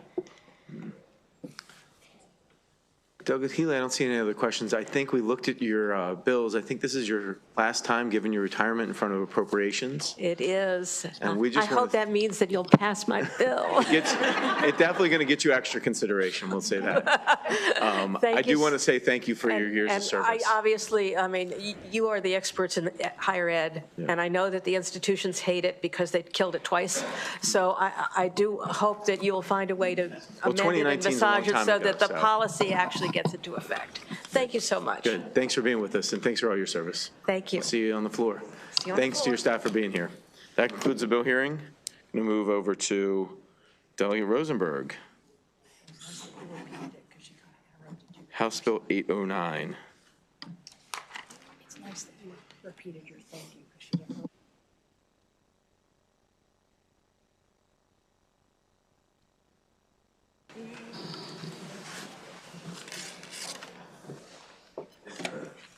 Thank you, Mr. Chairman. Perhaps one of you or several of you have benefited from an internship along the way that got you to a seat in the House of Delegates and at the table of the Appropriations Committee. It is an important first step, whatever your internship is, for a career for so many people. And it is better, higher paid to take that first step in the private sector than it is in the public sector. But we, of course, know with our staff here, our professional staff, as well as our own personal staff, the importance of sound public servants, skilled public servants. The Walter Sondheim internship program began in 2007 when I introduced legislation to create a program, having worked with UMBC on the concept, that provided initially just summer internships at UMBC, and they were more than just a dozen people, however many people it was. It was an organized summer for folks who interned with a nonprofit or with a government agency, but there are group activities that they all did to enhance whatever they learned at their specific internship. During the course of the consideration of the bill, during the legislative session that winter, Walter Sondheim, who was a pillar of public service for the city of Baltimore and the state, passed away, and I promptly drafted an amendment to name the bill after Walter. He is best known for serving as chair of the Baltimore City Public School Board in 1954 when Brown versus the board was decided, and he met with the then mayor, Tommy D'Alessandro Jr., Big Tommy, the father of the future mayor and the future speaker, Nancy Pelosi, and said we should follow the court's ruling and integrate the schools of Baltimore City. Just to our south, in Virginia, Virginia was perhaps the heart of the massive resistance that followed the decision in Brown versus the board and the establishment of separate segregated schools. But after the conversation with Walter Sondheim, Mayor D'Alessandro said, we will integrate our schools in the fall of 1954, and we did. And that's the kind of public servant. And it's not just the big things, but it's the little things that someone like Walter Sondheim personifies, and we try to personify with this program, which has expanded over the years to include people in law school who are seeking a legal internship in the public sector instead of the private sector. And it's been expanded beyond just the summer months, but to the fall and spring. What the legislation before you would do is, starting for the first subsequent year, so that would be 2028, I believe, mandate an increase in funding for the Sondheim scholarships, so that Sondheim internships, so that they could either be, the amount of the internship could be greater, the payment, or the number could be increased. This is very consistent, obviously, with the governor's public service efforts, and is an important part of making our state the state that it is, to have people who want to go into public service to be given the opportunity to do just that with an internship that is meaningful and starts them down the career path they desire. Appreciate this committee's favorable consideration. And we have some Sondheim interns here to testify. Thank you. Thank you, Delegate Rosenberg. We'll just take you from left to right, my left. So, sounds great. Well, thank you, everyone, so much for allowing me to be here today. Thank you, Delegate Rosenberg, for introducing this bill. My name is Christina Kuglevicia-Brau. I've had the privilege for the past year of being the program director of the scholarship program, but I'm also an alumni myself. So I did the program in 2013, the nonprofit focus specifically, and it really did launch my own nonprofit career. My first full-time job out of college, I was told by my boss, I hired you because you did this program. So it's been a really lovely full circle moment to now come back and have the chance to lead it. So we lovingly call it the Maryland Public Service Scholars Program, where it is based out of UMBC. Shout out to a couple of delegates in the room. I know Delegate Chang and Delegate Acevera, wherever he might have gone. Thank you for, happy to have some UMBC alums in the room. Although we don't call out people who aren't here. Ooh, sorry about that. Well, Delegate Chang, it's nice to see an alum in the room here. And although the program is based out of UMBC, we are very happy to serve the entire state of Maryland, those who go to school here and those who are from the state. MPSS is truly unparalleled in the type of preparation it offers to future public servants. A program of this nature is highly unique. All of our students do over 300 hours interning with a local nonprofit or a government agency, and they're not just doing what is typical intern work. They are given consultant-level projects to work on. It's an opportunity unlike any other. And with that, they also do 100 hours of professional development curriculum, where we really nurture, in this small group cohort, how to become a public servant. They hear from speakers, experts in various fields of public service, and they work on a final capstone project, where they work together to examine pressing challenges in the state of Maryland, and they come up with white papers and policy solutions for how to address them. So by the time students complete this program, they have undergone an incredibly rigorous training program for how to become a public servant in the state. And the host sites benefit incredibly. There are nonprofits and government partners. Last year we surveyed our partners, 100% said they recommended this program. The Department of Commerce reported that they saved thousands of dollars because they were able to give their consultant-level project to an intern, who they received for free thanks to your generous funding.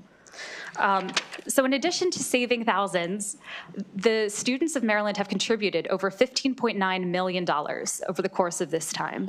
I will wrap it up by just shouting out a few incredible alumni, including our own delegate Ryan Spiegel here, who did this program himself. They've gone on to be cabinet secretaries, elected officials. The future of Maryland's public servants are coming to you through this program. And we hope that you'll consider, especially at a time like this, allowing us to expand it to give more students the opportunity. Thank you. Thank you. Thanks for your testimony. Thanks for the work you do. Yep, you have 2 minutes. Good afternoon, Chair Barnes, Vice Chair Kaiser, and members of the committee. My name is Michelle Wan, and I'm a junior at UMD College Park, double majoring in environmental policy and social data science. I was born and raised in Baltimore County by 2 Taiwanese immigrants, and I saw how hard my parents worked to give me opportunities. So that motivated me to pursue public service and environmental law. Last summer, I had the amazing opportunity to participate in the Maryland Public Service Scholars Program, and this experience opened so many doors for me. I was placed at the Maryland Department of Commerce, and for 10 weeks, I researched quantum technology and authored a 40-page technical report on quantum economic development to support Governor Moore's Capital of Quantum initiative. I not only learned about the emerging technology, but I was also able to present my findings to senior commerce leadership, an opportunity rarely afforded to undergrads. And what makes the MPSS program so unique to me is that it isn't just an office internship. It's an immersive program where I was able to build relationships with 30 other scholars who share the same passion for public service as I do. The program also emphasized collaborative policymaking. During weekly seminars, I worked in a team of other scholars to develop a policy proposal on expanding Maryland's rural residency programs. We presented this program directly to Governor Moore, demonstrating the program's commitment to preparing participants for meaningful engagement in public policy. The program also paired me with a one-on-one mentor in the Department of Commerce. My mentor, Jim Palma, provided me with invaluable guidance, and I still keep in touch with him and my colleagues from Commerce today. My experience in MPSS solidified my commitment to public service and prepared me to pursue a career dedicated to serving communities. Increasing funding would allow for more students to access this life-changing opportunity and strengthen Maryland's next generation of public servants. Thank you.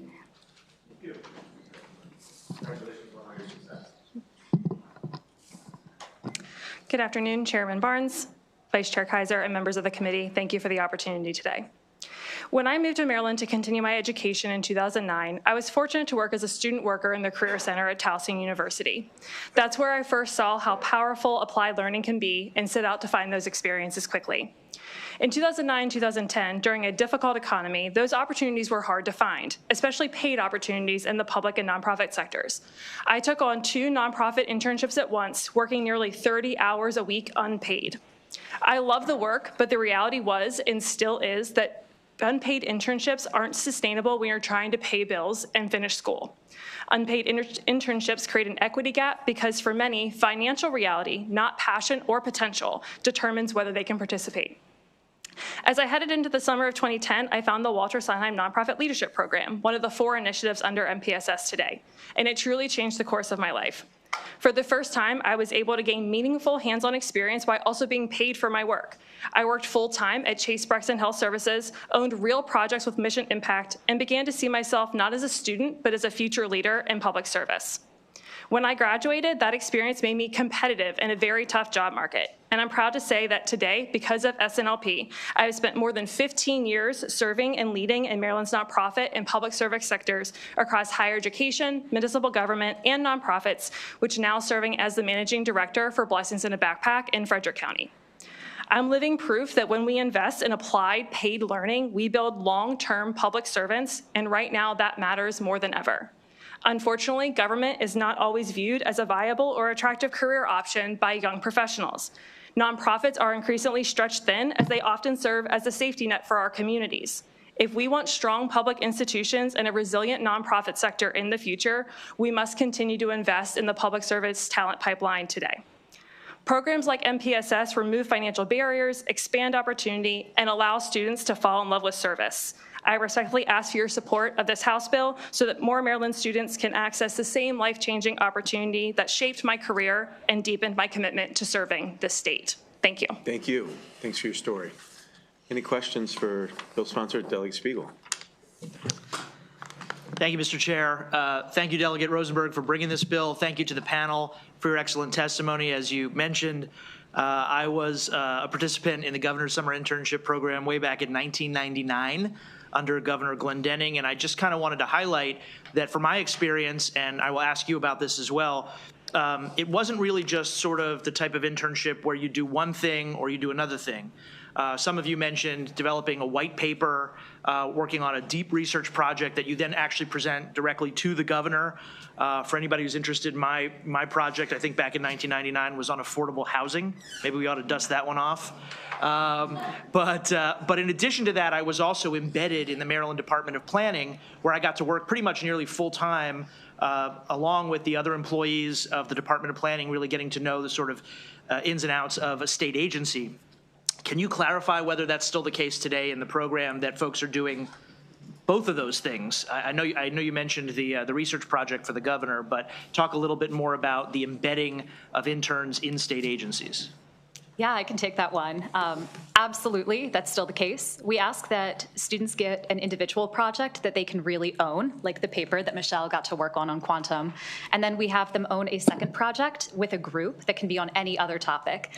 In addition to that, all of their host sites are expected to give them broad exposure to the sector. So even if they're working with one individual on a particular project, they are expected to sit in on all the meetings, to be able to shadow phone calls as much as is appropriate.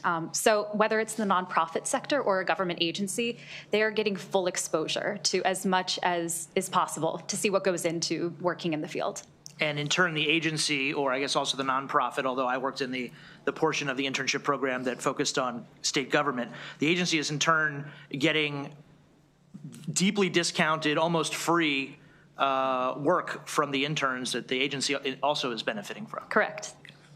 Thank you, Mr. Chair. Thanks for the work you do. Thank you. Thank you. Have a good day. That concludes the bill hearing. Delegate Feldmark, thanks for hanging in there. 4:57. And if you have, please do. As many as you would like to bring up is great. And I think we have Delegate Warman here from Health Committee.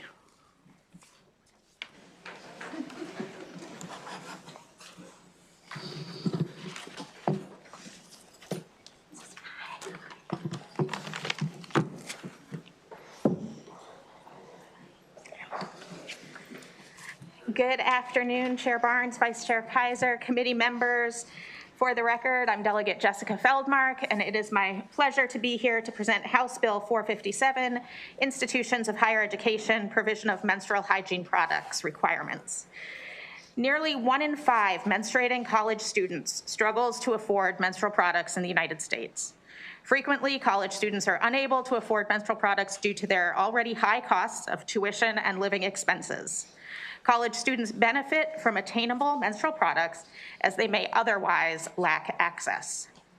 Toilet paper, soap, and paper towels in every restroom are already considered basic expectations to meet hygiene needs. Similarly, menstrual products are a basic need for a natural bodily function. It is critical that college students have access to menstrual products so that their health and hygiene are protected and their education isn't compromised. The purpose of this bill is to require each institution of higher education to provide menstrual hygiene products in all campus restrooms free of charge. Without such access, lack of menstrual product availability for college students presents several challenges. Students may face poor educational outcomes if they are experiencing disruptions in class attendance and college life due to lack of menstrual products. More and more students have trouble accessing adequate products due to financial constraints and lack of resources. Even those students who otherwise have the means to meet their menstrual hygiene needs can face unexpected menstruation, creating a critical and urgent need to access menstrual products on campus. By expanding access to menstrual products for all college students, we can empower and support students with basic resources to support fair educational outcomes. Before I turn it over to my panel, and I want to say I'm thrilled to have a panel that includes students who are working on these issues, college students and high school students, and really turn it over to them for their perspective. But I do thank you for your consideration and respectfully request a favorable report. Thank you. Thanks for the bill. If it's okay, why don't we start on my left, your right, and just come right down the line. Welcome. 2 minutes. Good afternoon, Chairman Barnes and members of the House Appropriations Committee, and a special hello to Howard County Delegate Courtney Watson. My name is Ellie Vernick. I live in Ellicott City, and I'm a senior at Marriotts Ridge High School. I'm here representing the Young Women's Giving Circle of Howard County, a high school student intern group dedicated to addressing women's health and combating period poverty in Howard County. Menstrual hygiene products are a basic necessity for girls and women, yet more than 2 in 5 women report having struggled to afford them at some point in their lives. This impacts their ability to go to school, learn, and thrive. Providing more accessible products is an act of dignity and compassion for women my age. Over the past 2 years, I have worked with Delegate Feldmark to ensure women at Howard Community College have access to menstrual products by holding these drives to collect products for the HCC Food Bank. Although it is nice to have charitable contributions, our donations aren't nearly enough for HCC to consistently provide supplies to those who need them. These students are limited in the amount of products they can take per month, oftentimes lacking enough to last the full menstrual cycle. If the university can provide funding for basic necessities like toilet paper and soap, it should also be able to provide menstrual products for the students that require them, especially since they are a basic necessity for 50% of the student body. As a student entering college next year, I hope my state can join others around the country in ensuring that women have basic necessities in institutions of higher education. I urge a favorable report. Thank you very much for your time today. Chair, Vice Chair, and members of the committee, my name is Lana Muckle, and I'm the Senior Policy Associate with the CASH Campaign of Maryland. CASH stands for Creating Asset Savings and Hope, and we promote the economic advancement for low to moderate income individuals and families. We support this bill because it recognizes that financial stability in college is fragile. Many students are stretching financial aid or juggling part-time jobs just to cover basic expenses. Menstrual products are a reoccurring and unavoidable cost. This is unlike discretionary spending, which is not something that students can easily postpone or go without. Studies show that between $10 and $20 are spent per month on menstrual hygiene products, and this may sound manageable, but it can very quickly become a meaningful burden for students living below the poverty line. Over time, this additional cost adds up, and it places a disproportionate strain on those with the least financial flexibility. We know that colleges and universities increase opportunities for low and moderate income students, but to truly expand economic opportunity, we have to look at everyday barriers that make it harder for students to graduate. This bill is a practical solution that supports dignity, health, and academic achievement. For these reasons, we urge a favorable report. Good afternoon, Chair, Vice Chair, and members of the committee. My name is Maggie Atherton, and I'm here today in strong support of House Bill 457. I have seen firsthand how the lack of consistent, reliable access to high-quality menstrual hygiene products on university campuses affects students' education and dignity. I am a recent graduate of Salisbury University, where I began a campus pilot program to provide free menstrual products. As former president of Salisbury University's Planned Parenthood Generation Action chapter, I learned that the only products available on campus were a small number of poor quality pads and tampons placed in a small basket that were rarely restocked due to concerns that students might take more than needed. If someone takes more than one product, it's because they need it. This reflects a broader issue, period poverty. According to the analysis, State of the Period 2025, nearly 1 in 4 students has struggled to afford menstrual products, with low-income students impacted the most. 1/3 of students report missing class time because they lack access to period products. At the same time, stigma persists. 62% of students say society teaches people to be ashamed of their periods. Additionally, the study mentions that affordability continues to be a barrier for 1/4 of teens, with 42% of teens even report it's easier to access free Wi-Fi than free period products. Providing free, high-quality menstrual products in every bathroom at higher education institutions is a simple, effective way to support students and reduce stigma. House Bill 457 promotes equity, dignity, and educational access, and I urge you to support this bill. Thank you. Good afternoon. My name is CJ Atherton, and I am a student at Salisbury University. I am also the current president of Salisbury University's chapter of Planned Parenthood Generation Action. We educate and provide resources for students regarding reproductive health. I am here today to support House Bill 457, as I know it will have a tangible and extremely positive impact on our campus and all educational facilities around Maryland. When our program to provide menstrual products was recently threatened, more than 1,000 students signed a petition in support. When students became aware of uncertainty regarding ongoing funding, the response was overwhelmingly negative and proved that not only is period poverty present on campus, but that our efforts provided students with the necessary support they needed to succeed. I would like to share with you some quotes from our research. I, like many others, are incredibly grateful to have accessible period products around campus. They have saved me in a pinch multiple times. These not only help people who are in a pinch, but help make period products more accessible overall. The prices of these types of products make them inaccessible. It is not fair to the students who are paying tons of money to be on the campus to begin with to take away something that aids natural processes we can't control. Another said, "This has saved me more times than I can count. Please keep them for the students." Another said, "This is a need, not a want or luxury. It is something that everyone with the uterus needs." Again, providing high quality and free menstrual products helps all Marylanders. Thank you for your time. Any questions for the panel? Courtney Watson, Delegate Watson. Thank you, Mr. Chair. Thank you to all the panelists today, and especially great to see the young women here advocating for other women. And I wanted to ask Ms. Vernick, who mentioned the drive that you were part of in Howard County. I read about it, I saw it advertised a lot, and I know that it was successful, right? Yeah. Do you know, but in terms of measurement, do you have any data on that? Yeah, so we have conducted 3 drives in the past 2 years, and each of them have collected over 100 pounds of products. So this could sometimes last the university up to 3 to 4 months, but no longer than that, and they're still having to limit how much each student can take during that time period. Right, so even though you're doing the best that you can do, there's still a need, and this is through the food bank, so I would assume that students who are not in need aren't going to the food bank. No, this is just part of the food bank, and it's not offered in the bathrooms. Great, thank you. Well, thank you for your good work. Thank you, Mr. Chair. Thank you so much for the students advocating for this important legislation. It is my understanding that this should already be done on college campuses. I know I took this to another college some time ago, and they said it was already, I know I've seen colleges already do this. So can you tell me, Delegate? Sure.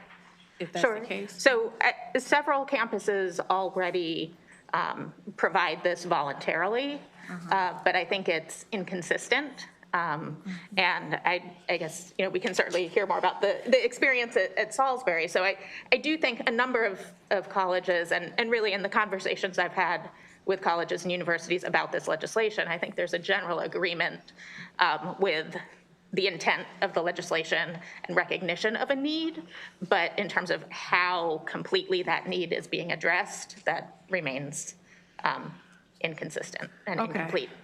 Thank you. And so Salisbury State do not have products for girls and women in the bathroom? So before we started our own pilot program to expand access, there was only available products in first floor women's bathrooms, and they were in small baskets that only had a handful of pads and tampons each, which would not be enough to cover more than 1 or 2 menstruator cycles a day.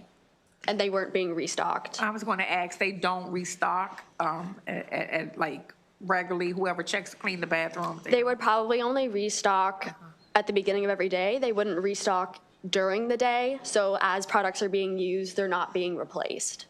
Okay. Okay. Thank you. Thank you, Mr. Chair.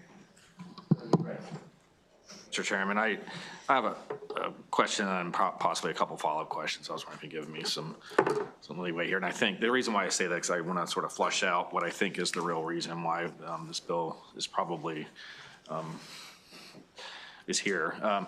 So first of all, first and foremost, go Seagulls. And you all had a lot of snow on Sunday and had to be a little bit treacherous coming from Salisbury. I think they had over 12 inches down there. So, and then appreciate, you know, any college students coming to Annapolis to testify. I know it could be a little bit nerve-wracking to do that. So I'm just reading the fiscal note here. It is actually mandated in statute. In 2021, we passed legislation, Chapter 705, 706, that does require, oh no, I'm sorry, that's Board of Education. Yeah, it's K through 12. K through 12, or so there's not a mandate. Okay, all right, so that's good. So I can see why there is a need for this legislation to mandate that it is done on college campuses. And hopefully that will address the concern, because it sounds like the concern is that, at least from Salisbury's perspective, there's just not an adequate supply, and I heard quality too. But it says on here too that it's all restrooms, including men's rooms. Is that, I mean, I'm confused as to why we would want to put these things in men's rooms. I'm sort of looking back at my old health classes in like middle and high school, and I know that like folks who don't have uteruses usually don't menstruate, so I'm not sure why we're going to put these in men's rooms. Do you want to speak to that, Salisbury? So I think there are several reasons to have them in men's restrooms. One is that we have transgender men who menstruate and use male restrooms and should have access to these products. Another is that there may be cisgender male students who need to grab a product for a partner or a child. You know, these are issues. If you think about a college student who may be a single father struggling to make ends meet and doesn't realize the additional expense they're going to face when their oldest daughter starts menstruating, that could come in really handy. That could really make a difference for that child, that family, that student. So there are plenty of scenarios where it would be helpful to have them in all restrooms. So you're saying there's biological women who are using men's restrooms on campus? There are transgender men using male restrooms. Okay, now, there can't be, I would imagine there aren't that many. So this is a big mandate, obviously. There's going to be, and it says that it's a significant fiscal response, you know, fiscal note onto the potential for the colleges to do this. And that's where most of the additional costs will be to add them to men's rooms, because they don't currently exist. Do we know how many of these biological women across the state there are that use the men's rooms? I mean, it seems like there aren't, I would imagine there's probably not many. And it seems like it's a huge expense to serve just a few number of people. I don't have specific statistics on the number of transgender men in colleges and universities. Thank you, Mr. Chairman. Delegate Smith. Thank you, Mr. Chair, and thank you for bringing this bill. I've had the opportunity to work on period poverty issues, some internationally, where there's just even more limits to access for these issues. So thank you for your student advocacy and also for everyone being here today.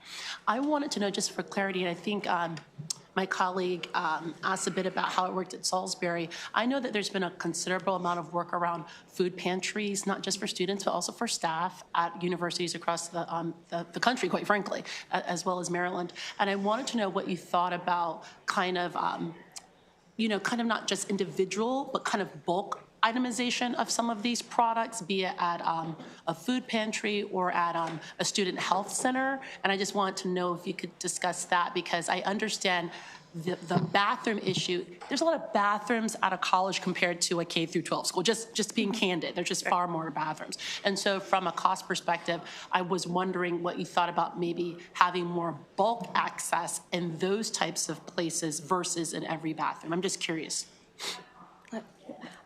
So at Salisbury, we have a wonderful student-led initiative called Food for the Flock, which provides food support and some hygiene support. Currently, if you are a student and you go to Food for the Flock, you'll find You Buy Kotex pads available for free. That is made possible by a donation of You Buy Kotex products to Salisbury University, so that once they're gone, we haven't seen any sort of what happens next and if those will be replenished. Also, in discussions with the university, they say that if students who are struggling with period poverty reached out, that they would be able to maybe set something up. However, like, part of this is the destigmatization, and it may be embarrassing for a menstruator to have to come forward and admit that they can't afford these products, and we don't want to drive students into further unhealthy practices surrounding their menstrual cycle. So currently, there is that overlap between the food pantries and menstrual products, but it is not infinite.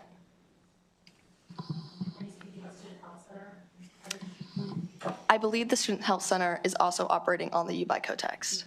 Okay. So, just wonder if people were aware that it could be accessible at the Student Health Center. I just didn't know if that was a possibility. Thank you. Thank you. Thanks all, everyone here for your advocacy. Thanks, Delegate, for bringing the bill forward. Thank you. All right. Do I have anyone else on the bill? I think we got everyone. Okay, no other witnesses. So that concludes the bill hearing. We'll move to House Bill 562. Also, Delegate Feldmark, you can stay there, and if you have another panel, bring them on up.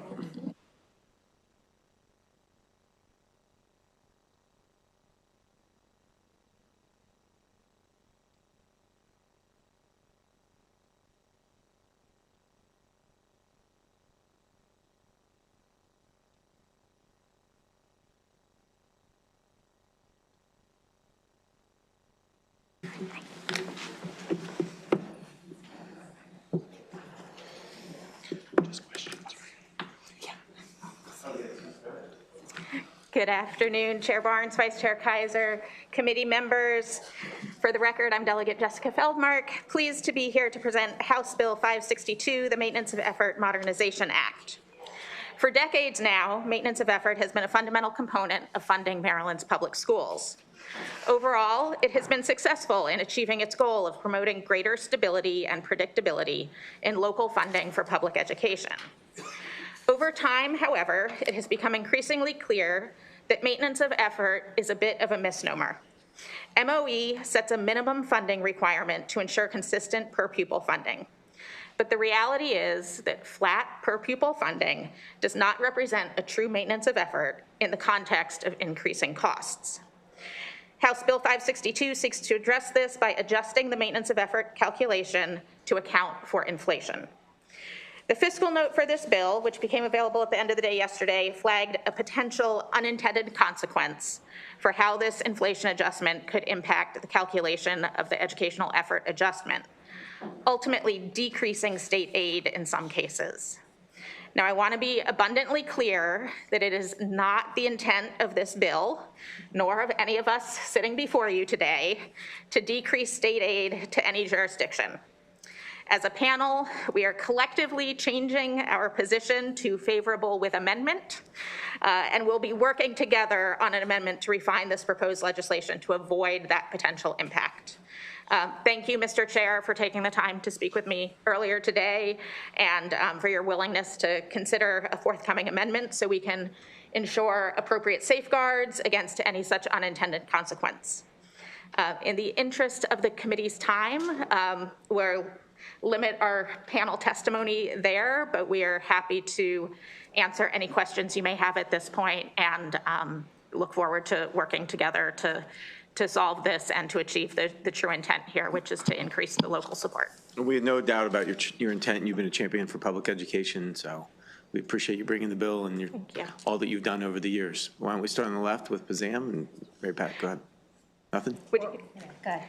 If you'd like us to testify, Oh, no. my impression from our conversation No, was to no. keep it short. Yeah, we hear from Sean enough anyway, so. We're here to express. Good. All right. Well, are there any questions about the bill for the sponsor or anyone on the panel? All right. Well, thanks to you all for your advocacy on education. Thank you. Appreciate it. Thank Have a you. great day. All right. Delegate Glakovich-Carr is here on House Bill 561, and I think there's a number of people testifying, so please bring up a panel if you have it. If you Yes, don't, thank you, that's Mr. Chair. okay. I think I have a few folks from my sponsor panel, Bill Hudson and Chris Bush. They're welcome to come up and join me. For the record, good afternoon, committee members. I'm Delegate Julie Glakovich-Carr, here to present House Bill 561. Childcare is an essential industry that makes it possible for so many other Marylanders to go to work. Yet the data is clear that this key industry is struggling. Since the pandemic, Maryland has lost more than 1,200 child care providers, causing a 5% decline in the overall number of children that can be cared for in our state. Meanwhile, our state's child care workforce has shrunk by 26%. For the child care providers who have managed to stay in business, many operate on a razor-thin profit margin of less than 1%.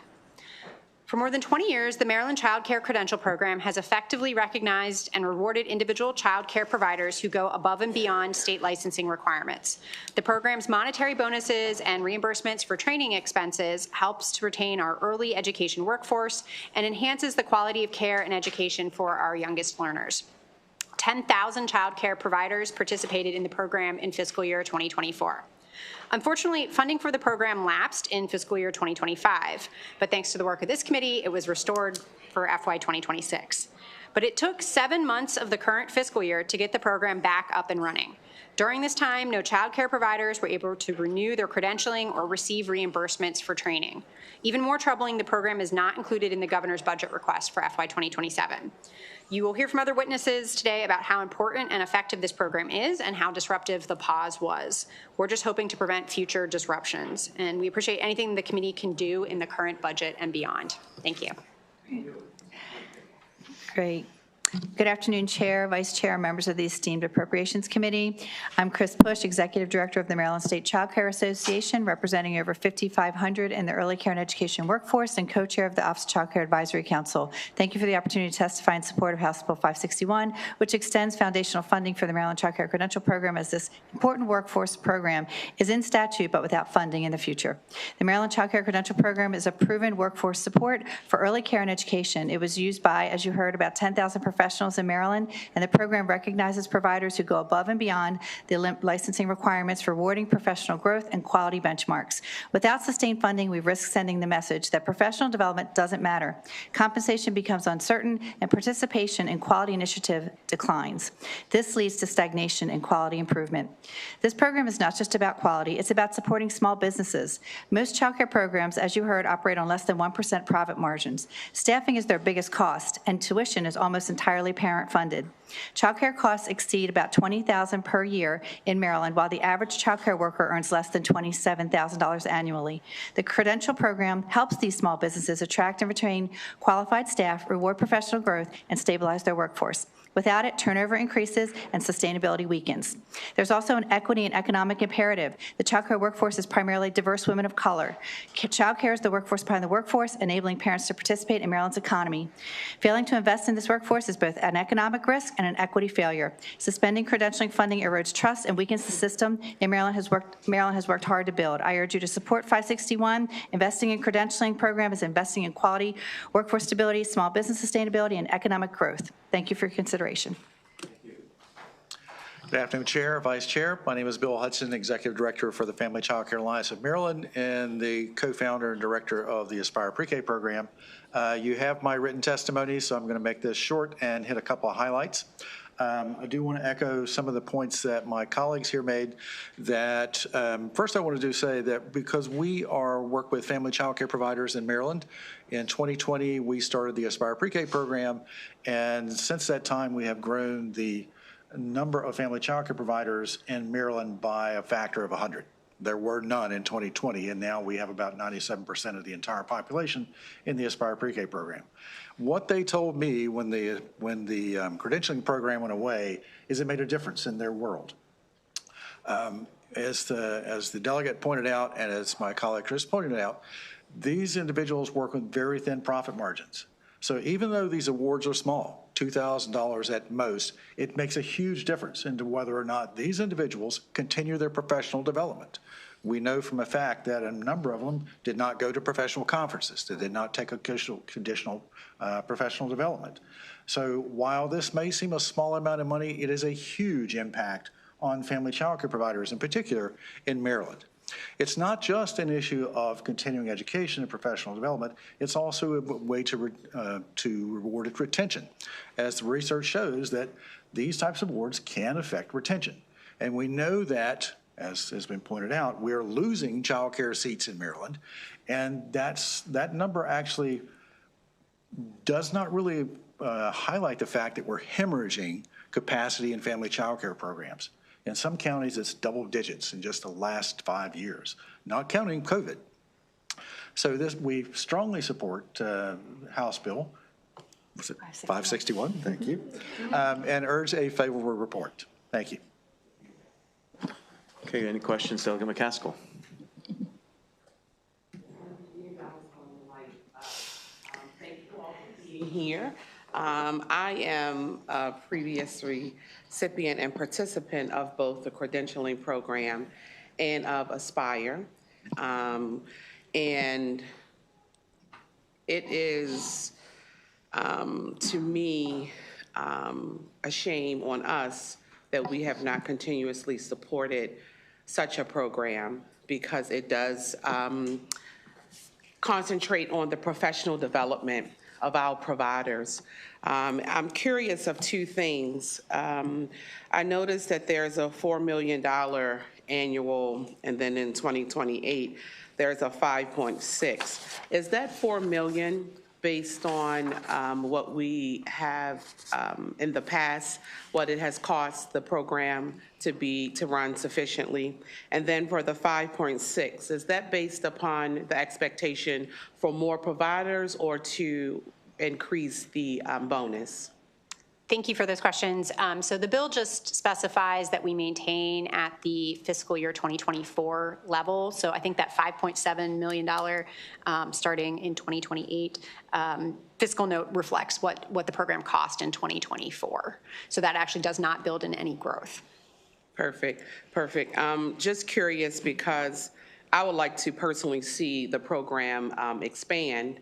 I know a lot of providers are waiting anxiously for it to come back and so that it can expand. And we would like to incentivize providers to stay in the profession. And I think this is a great opportunity to do so. Thank you, Mr. Chair. Okay.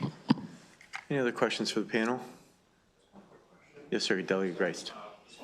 So when the program was funded, was it completely utilized? I mean, or and also too, was there like a waiting list for this program from providers? Over 10,000 people were participating in it when it was shut down because it wasn't funded, but it is in law, it's in statute, it just doesn't have funding. It is funded for this fiscal year, and everyone is still waiting for the money to be distributed because they let it sunset at MSDE. In order to restore it, they had to find another vendor to run the program, so they're still waiting for their training money and bonus money with bated breath at this point. So then it sunsets again without any funding in 2027. This bill brings it back permanently in 2028. Yeah, I know with Pillar 1, the big challenge is that our school systems really can't handle it because they just don't have the space. So we are going to have to rely very heavily on the private providers in order to be able to do that. But in order for the private providers to be able to take advantage of all of the money that's available to them, they need these certifications in order to do that too. They do. They need to be accredited. So it's sort of a catch-22. We have to, I mean, here I am, a fiscal conservative. Yeah, it's a program. There you go. No, you make great points because they have to be accredited. They have to be a level 3, 4, 5 Excels. And without that, the credentialing, they can't do that. It's embedded in those quality initiatives. Looks like a bipartisan bill, Delegate. Love it. I know we added some money back, and I think we have some money in the Blueprint Fund again this year, so it's special funds. It probably is an easy lift for us. I do want to thank you for the work that you've done on childcare, not just this bill, but across the hall with all the bills that you have. I will say the Speaker of the House has made childcare scholarships and childcare in general an emphasis of this House on affordability this year. It's something that we will be working with you, I hope, and your chair on expanding and expounding, because as our comptroller has laid out, this is a big driver of our economy and getting people in the workforce, particularly women. And so it's a big deal to us. We take it seriously. I know you do. So just wanted to thank you for your work. Thank you, Mr. Chair. Okay. We do have other people who would like to testify, so feel free to stick around. Lisa Buche, Christy Morrill, Cynthia Webb. Anyone here? Yeah, come on up.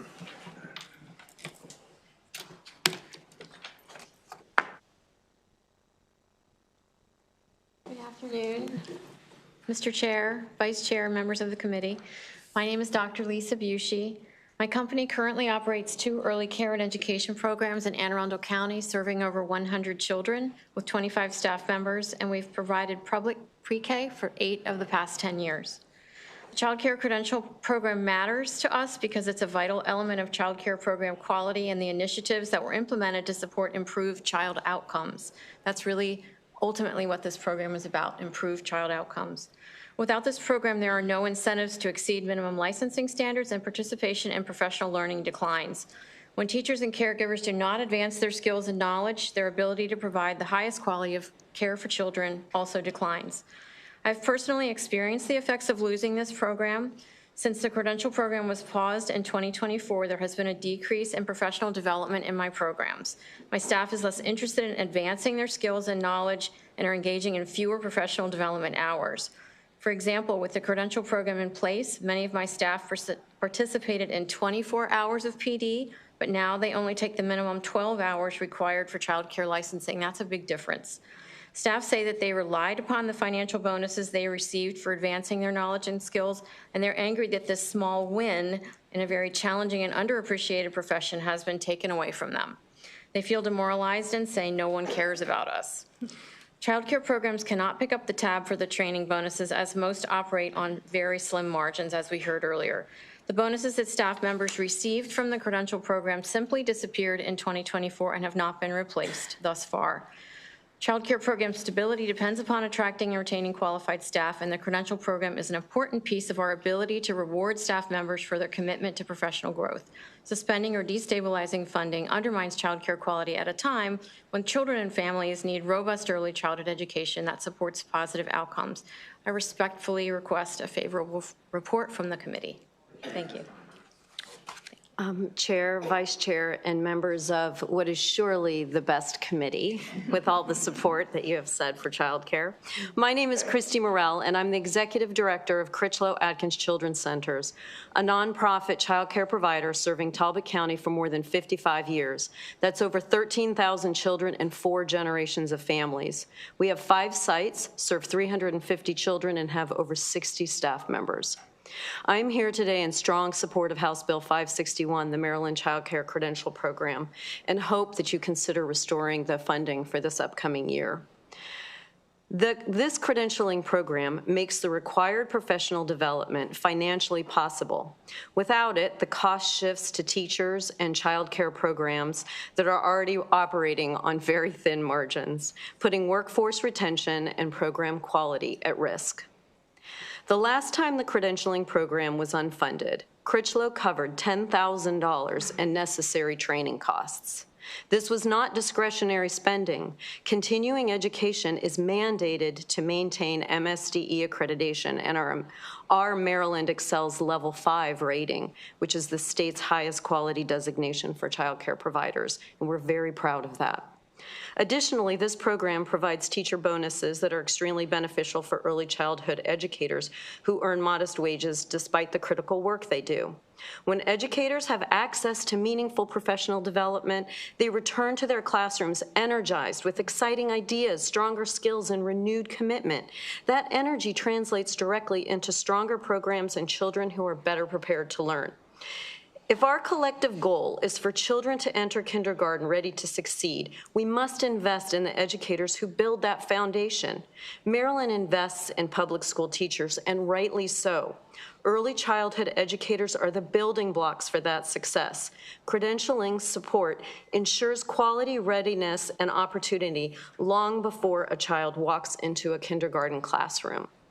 I respectfully ask that you support House Bill 561 and consider finding funding for this upcoming year. Thank you. Hello, I'm Cindy Webb, and I own 2 early childhood centers in Frederick, Maryland. One is a Montessori and one is a traditional. I'm also a mom of 5, a grandma. I fostered 23 children, and I was blessed to adopt 2. My passion and my mission is early childhood education and helping young children get off to a good start. Now I'm going to put on my grandma glasses. I think we've established that early education is the foundation of a child's future that predicts school outcomes. From birth to age 5, children experience the most rapid brain development of their lives. The quality of the educators during this period matters tremendously. The Maryland Child Care Credential Program recognizes educators who exceed minimum licensing requirements, incentivizes continued education and professional advancement, offsets the cost of training and credential attainment, provides annual bonuses tied to professional growth, and it strengthens Maryland Excels and accreditation standards.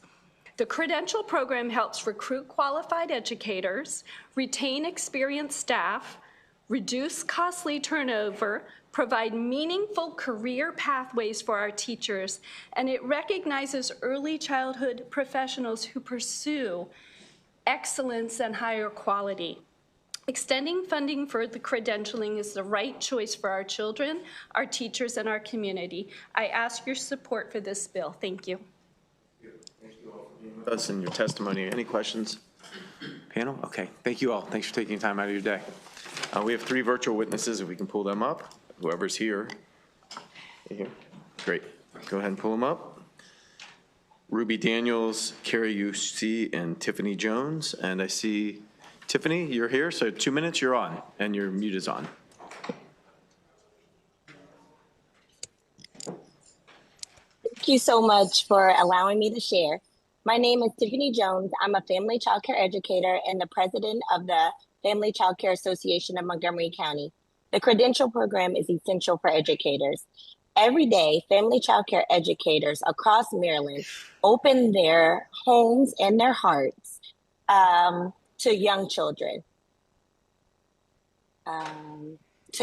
We are early childhood professionals who lay the foundation for brain development, social emotional growth, and lifelong learning. The Maryland Child Care Credential Program recognizes that professionalism. The credential program does 3 critical things. It creates a pathway for professional growth, where educators are encouraged to pursue training, coursework, and higher education that directly improves the quality of care that children receive. Second, it provides financial incentives that make continued education possible. For many family child care educators, especially those who are moving up the credentialing levels, the stipends help offset the cost of training, materials, and time away from their programs. And third, it elevates the field. It tells educators that their knowledge, experience, and their commitment matters. Without continued funding for the credential program, we risk slowing the professional progress that Maryland has worked so hard to build. And we risk discouraging educators from advancing their education. At a time when our state is already facing childcare shortages, we can't afford to undermine a system that supports retention, quality, and workforce stability. As someone who works directly with family childcare educators, I can tell you that the credential program is more than a certificate. It's motivation, it's recognition, it's validation, and it affirms the work that we do that's skilled, intentional, and worthy of investment. Extending funding for HB 561 is not just about supporting educators, it's about strengthening Maryland's childcare infrastructure, supporting working families, and investing in the future of our youngest learners. I urge you to support HB 561 and continue funding the Maryland Child Care Credential Program. Our educators and our children deserve nothing less. Thanks. Thank you so much. Thank you for your testimony. Carrie, 2 minutes. Hi, my name is Carrie Yasi. Thank you so much for letting me share. Tiffany just expressed exactly what I would say, but I would just ask us to remember back to 2020, a time that many of us want to forget. But at that time, we did see how essential our childcare workers are. And I just ask you to invest in this program. We are essential to boosting and maintaining the economic infrastructure in Maryland. And this program was initially created to increase the education of the childcare workforce. We cannot go backwards. It allows individuals to access crucial education and conferences, other development opportunities that they might not otherwise be able to attend. It also is not just about the money, as Tiffany expressed. It showed this industry, who is often left behind and overlooked in light of higher education, that there was value in what they do. And it encouraged them through professional activity units to collaborate with others in the field and in their community. The industry already faces severe staff shortages, and without access to additional money and education, that crisis promises to cripple childcare altogether. Private childcare centers do not have the funding to offer tuition reimbursement to their teachers. They can barely make ends meet most of the time. This program allows some teachers to further their education without having to go completely into their own pockets. The first 5 years of a child's life are the most significant and important, and I think we should be willing to invest more than just the bare minimum into the people that they spend 50+ hours a week with.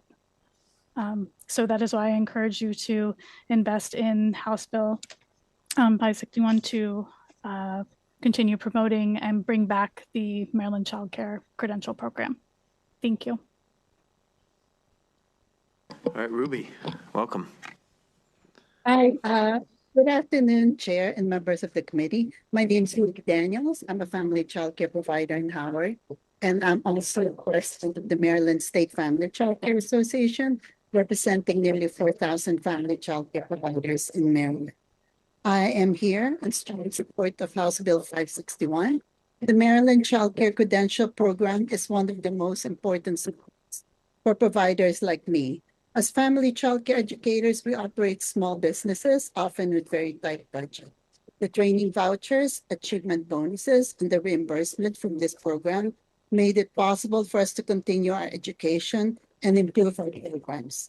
Many of us rely on training vouchers to attend conferences, complete CDA coursework, renew our licensing training hours requirement, and participate in other professional development that directly improves the quality of care we provide. Without the support, some providers would simply not be able to afford ongoing training. When you invest in the Child Care Credential Program, you are investing in quality. You're helping providers stay current with best practices, meet higher standards, and create stronger learning environments for our children. That means better outcomes for Maryland's youngest learners. Stable and continuous funding gives us providers confidence that we can continue growing professionally. It strengthens the workforce retention and supports the overall quality of childcare across the state. I respectfully ask for a favorable report on House Bill 561. Thank you for your time and for supporting Maryland's childcare workforce. Appreciate everything that you do. Thank you. Thank you. Thanks for your testimony, and thank you both for being with us. Any questions? I don't see any. Thanks again. That concludes the bill hearing. We're going to now move to House Bill 1581. See Gary McGuigan with us, and I know our old appropriations mate, Tony Bridges. What's up, Bridges?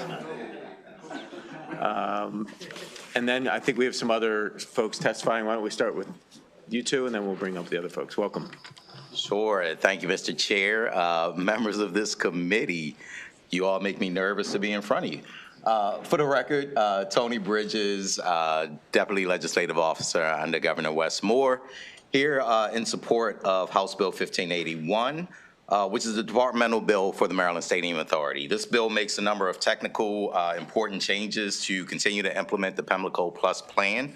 And as you remember, this is important because through the BRFA last year, we actually eliminated the Maryland Thoroughbred Racetrack Operating Authority. And so this bill is really a cleanup bill to make sure that the things that were eliminated that we need to fix, the technical fixes that need to change to make sure that we continue to move forward with the plan are actually moved forward in the bill. And just broadly speaking, I won't get into the technical pieces of the bill. However, I will say that this bill does clarify that the new nonprofit Maryland Jockey Club is the operator of the Thoroughbred Racetrack license. It clarifies existing obligations for both MSA and the Thoroughbred Racetrack operator. Reinstates something that I think is very important to me personally as a former member of the 41st Legislative District, where Pimlico Racecourse is actually part of that district. One of the things that we did was make sure that there was 10% net profit sharing language that includes the Park Heights community. And so unfortunately that was not clarified in the BRFA. And so this bill actually reinstates something that I think is very important, not just for the delegation, for the the governor, but also more importantly for the members of the community, some of which I think you'll also hear from today. And finally, it transfers things that were previously with Medco over to the Maryland Stadium Authority. And with that, I do ask that we get a support. I don't know, you guys are really making me nervous. Favorable support on this bill. I know. And with that, I'm more than happy to take any questions, but I'd like to turn it over to my colleague before taking any questions. Thank you. All right. Gary, welcome. Thank you. Good afternoon, Chair Barnes, members of the committee. For the record, Gary McGuigan, Executive Vice President for the Maryland Stadium Authority. I'm not going to repeat everything Tony said, but I think the only other thing that this does is it transfers the authority for the Stadium Authority to select a training center. And as I reported out, I think 3 weeks ago, we're currently in negotiations on Laurel. And the Stadium Authority requests a favorable report. Thank you. Thank you. And Tony, there's a Senate cross-file?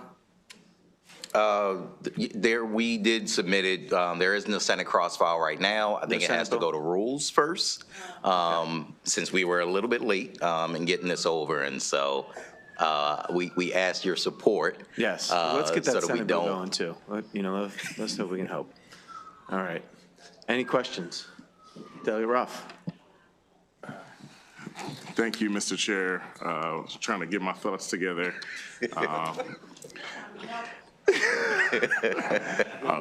A newer member of our committee was distracting me. but anyway, thank you, Mr. Bridges, my predecessor in the 41st. I just wanted to, for the record, talk a bit about what we discussed, just so that we can, the entire committee can be clear. As you mentioned in the BRFA, with the removal of the MTROA, there was an oversight in the fact that there was this 10% profit sharing, which was an amendment placed on the bill by Senator Hayes for the community to share in 10% of the profits of the thoroughbred industry racing at Pimlico. Replacing that, there's been some additional language attached to it that essentially is trying to solve for money that is given to the operator, essentially. It used to be given to the Stronach Group, now will be given to the Jockey Club by the state to operate the facility, and so that money is not determined to be income. Is that's your understanding of the intent of this language, correct? Yeah, that is my understanding, and I can let Gary, if he needs to, further elaborate on that. The goal really was for us to include the language that was put in the original bill, so that it doesn't change what that net profit sharing actually looks like. I think the additional language was just to make some further clarifications that the profit sharing wouldn't change, and so that is the intention, to continue to move forward with the profit sharing as it was intended from the original bill. Right, so specifically on page 6, Mr. Chair, if I can. Thank you. Page 6, line 11, the paragraph 2 talks about the reduction by all state grants, contributions from any thoroughbred purse account. Those are the specific, that's the specific language I'm speaking about. Is the governor's office committed to offering an amendment that will more pointedly and more specifically identify that specific grant from the state, so that there's no confusion about any other potential, dollars, state dollars that have been earmarked for the community, for Park Heights Renaissance, or potentially other other grants that may not have been considered at this point? Yeah, I think we're more than willing to make clarifications as needed to ensure that the funds that are needed for the community are there. And so if that is something that we need to clarify based on an amendment, I think we're willing to sit down with you and the committee to make sure that those amendments are done in the right way, so that we are making the clarifications. Right. And as you know, this has been a process 10 plus years in the making, and I want to make sure that we don't have any unintended consequences like last year, where this 10% profit sharing with the community that has hosted this race for 150 years plus now is removed or weakened. Right. We want to make sure that the 10% profit sharing of net income is fully executed, so that the Park Heights community benefits as much as possible based on the legislation that we've established so far. So I think that's satisfactory. I'll look forward to working with you all on shoring this language up and offering an amendment on the bill, so that it is very clear what the intention is, and that there's no unintended consequences. Absolutely. Thank you, Mr. Chair. Okay. Just want to clarify, do you have a Senate bill in? Is there a Senate bill in rules, or? I believe it is. Gary, If do you not, know? let me just make sure. I believe that there is a Senate bill in rules. If not, I'll make sure. But the intent was for us to have not just over on the House side, but also on the Senate side as well. Okay, good. Do you know, Gary, if there's a Senate departmental over there? I do not. Okay. All right, yeah. Any other questions? Okay, thanks, guys. I got a few other people here to testify. Jason Weintraub, Bill Knopf, and Yolanda Jiggets. Come on up.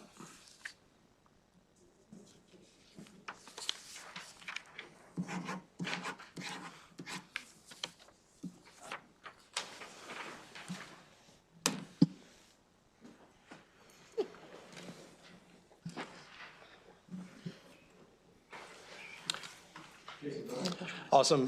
Good afternoon, Chair Barnes, Vice Chair Kaiser, members of the committee.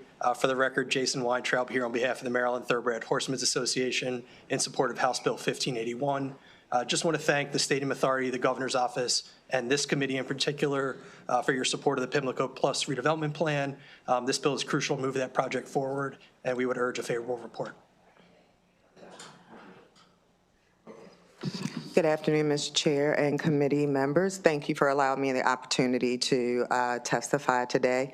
My name is Yolanda Jiggets. I'm the CEO of Park Heights Renaissance, the community development organization that has been working to turn the community around and make sure that the community gets what it finally deserves, honestly, from that racetrack. I not only am the CEO, I am born and raised in that community and grew up in that racetrack. And so while I came here 2 years ago to celebrate all of the work and momentum going forward and new partnerships we formed with MSA, Medco, and Maryland Jockey Club, I do know that it was a mistake, and we put that on the record as a mistake, but I want to put on the record how important that is to this community, and we want to make sure it's crystal clear, the language.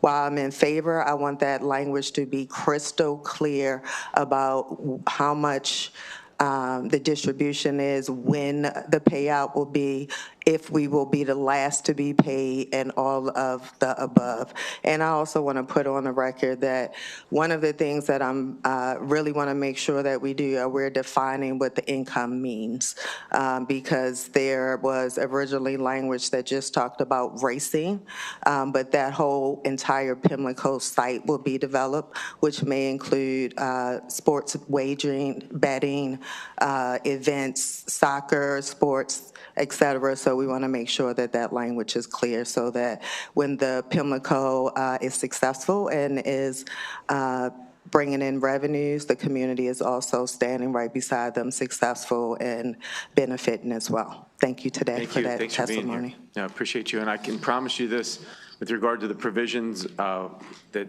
affect the local community, Delegate Ruff is going to keep us honest on that to make sure we get it right. Thank you very Yes, sir. much. Good afternoon, Chair Barnes and the committee. Bill Knopf, President and General Manager of the Maryland Jockey Club. And we also are here for full support of 1581. We look forward to working with Park Heights Renaissance and Yolanda and the entire Pimlico Plus plan. I'm happy to answer any questions as well. I think we're signed up, but anyone else is so sure? If you want to say something. Okay. Good afternoon, everyone. Thank you for allowing me this opportunity. My name is Deborah Wolford, and I'm a board member for Park Heights Renaissance, and I'm also a board chair for Park West Health Systems, which has been in the Park Heights community for over 50-plus years. I'm here to, in agreement with everyone that just said in reference to House Bill 1581, but also to make sure that those social deterrents is impacted when we give out that 10% profit sharing. As a lifetime member of Park Heights, I know, and as a clinical social worker, I know how essential it is for those social deterrents that address housing, food insecurities, all of those things. So with this 10% profit sharing, I believe that will address those needs. So again, thank you for this opportunity. Thank you on behalf of the Park Heights community, but more importantly, thank you for the next generation of those who will be voting soon. Thank you.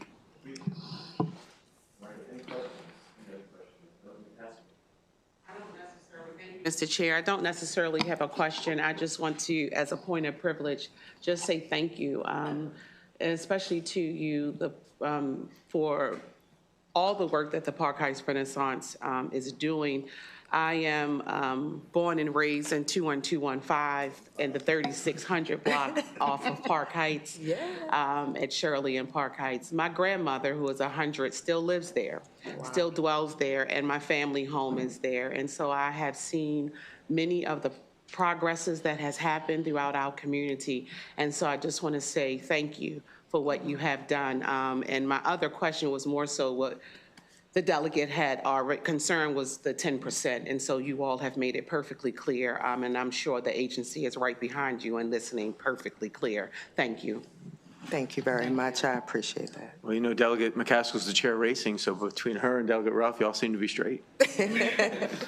Delegate Ruff again. Real quickly, Ms. Jiggets, it's my understanding that you also submitted written testimony. Is that correct or no? Yes, sir. I submitted written testimony as well as a couple of our community members who were not able to make it here today.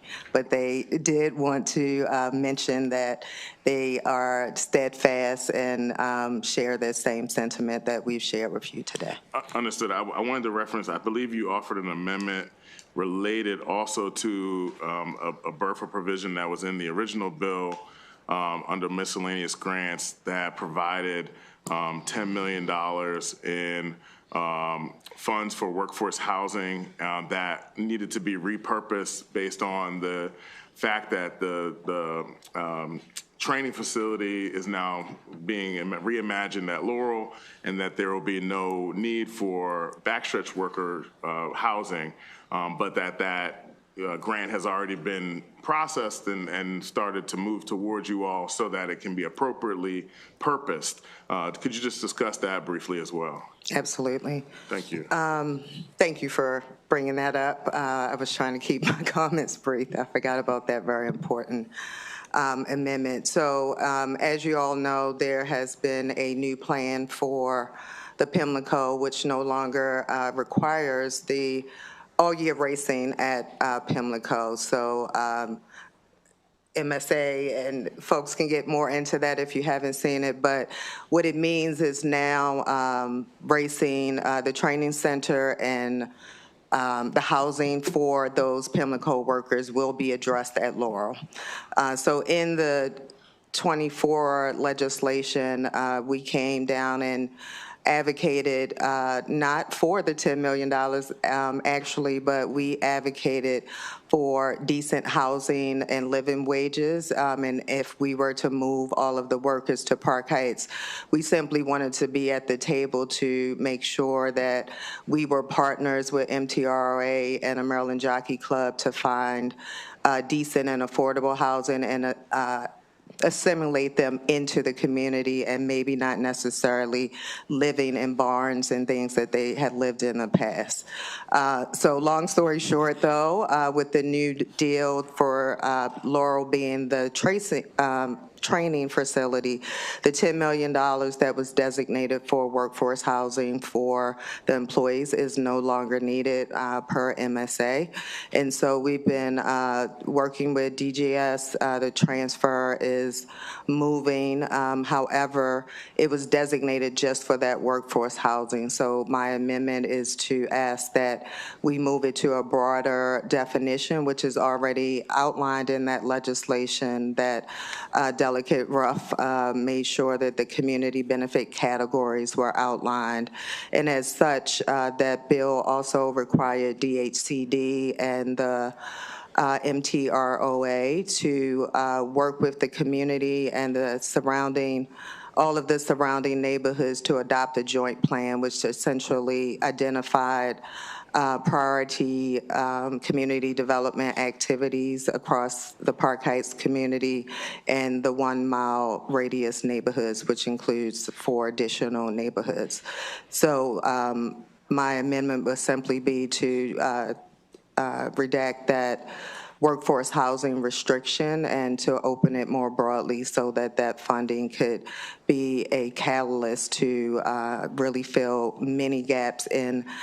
For the Park Heights Master Plan, we put together $100 million of community priorities 2 years ago that were not, that is not the max funding that is needed. It was the basics to get a holistic approach going in Park Heights over the next 3 to 5 years that touch not just human services, but economic development together alongside human capital. Thank you so much. Thank you, Mr. Chair. All right. Any other questions? Okay. Thanks for all. Thanks for being with us. Thank you very much. Let's hear from Delegate Stanko on another racing issue, the sale of Shamrock Farms, House Bill 1215.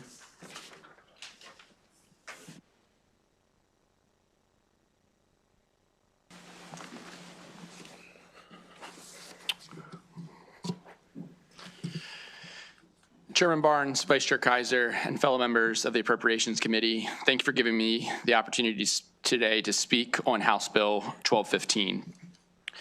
This bill enables the Carroll County to buy Shamrock Farm from the Maryland Stadium Authority after the decision to move the training facility to Laurel Park. Would like to start by giving you a brief history on the farm itself and now the canceled training facility project that was scheduled to take place there.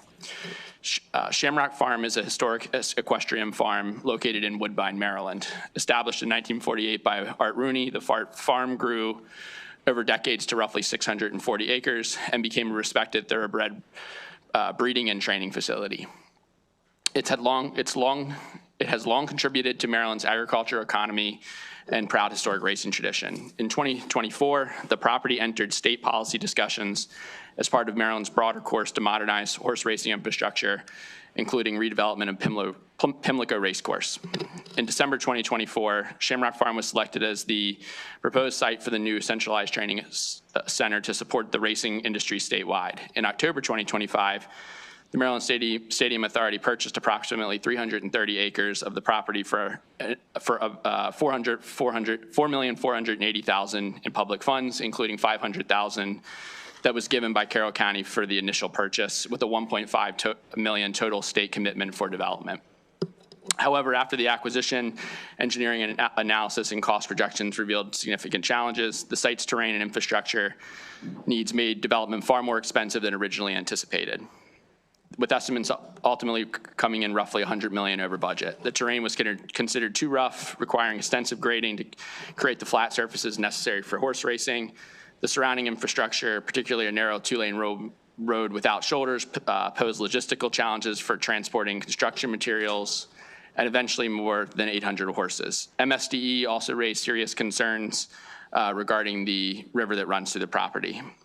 Development will likely increase runoff into a tributary of Gillis Falls that originates on the property. Given the escalating projected costs and the environmental implications, the MSA announced in January that it would abandon the Shamrock Farms plan and instead pursue acquisition and redevelopment of Laurel Park as a centralized training facility.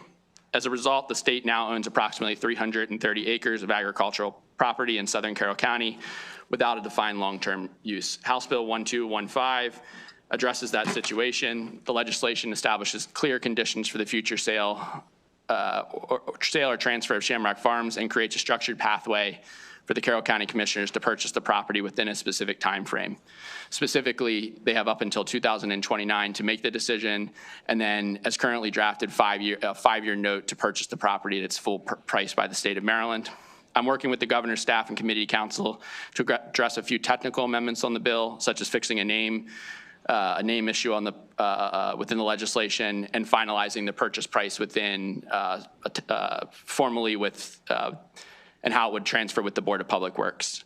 With pending amendments, the purchase price would be the amount originally paid by the Maryland Stadium Authority, provided the $500,000 would be given back to the county that was taken out. The county will be able to pay, will again be able to pay over 5 years, or we're also looking at some options with the bonding authority if the state looks to recuperate the funds faster. This is a unique situation requiring practical, responsible solution. House Bill 1215 provides that solution, one that reflects taxpayer local ordinance and the long-term interest of Carroll County and the state of Maryland. Thank you for your consideration, and I urge a favorable report on the bill. I know the administration wants to work with you on this as well as MSA, so make sure you're reaching out to them and working with them, and also Delegate McCaskill. It's a great idea, but we need to make sure it's fleshed out. Okay. Will do. All right. Thank you. I think we do have one witness here from, do we have a witness on this? Yeah. Yes. I believe I'm your witness. So I sell luxury real estate for a living. I've spent the last 15 years selling luxury real estate. There's a joke in our brokerage community, I'll skip right to the punchline, that you want to be the third broker on a property like this because it takes so long to sell. So I was kind of hoping we were going to hear from somebody from Carroll County as to their involvement in this negotiation, but to think that they're going to get, or the state of Maryland is going to get, more than they paid for this property is very wishful thinking. So I guess I'm willing to take questions about other properties that are for sale in Woodbine. There's another $4.5 million farm built by former Governor Warfield. It's been sitting on the market for 10 years. Great. Thank you. Thanks for your testimony. Any questions? Okay. Thank you so much for being with us. Of course. Let's move to Delegate McCaskill, round out horse racing here, 911.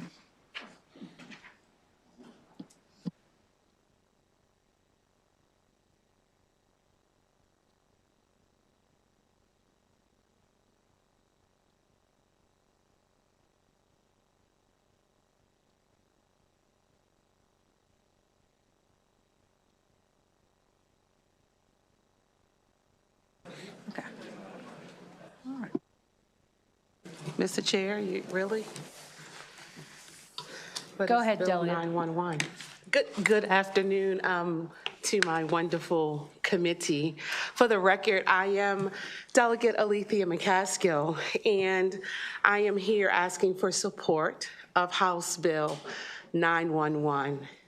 That's how much of an emergency this is. It's the Arabian Racing Authorization. So, for a little bit of history, for the record, HB 911 is a straightforward but essential technical fix that ensures Maryland can maintain the full integrity, tradition, and economic impact of Preakness Day during this year's temporary location of the event.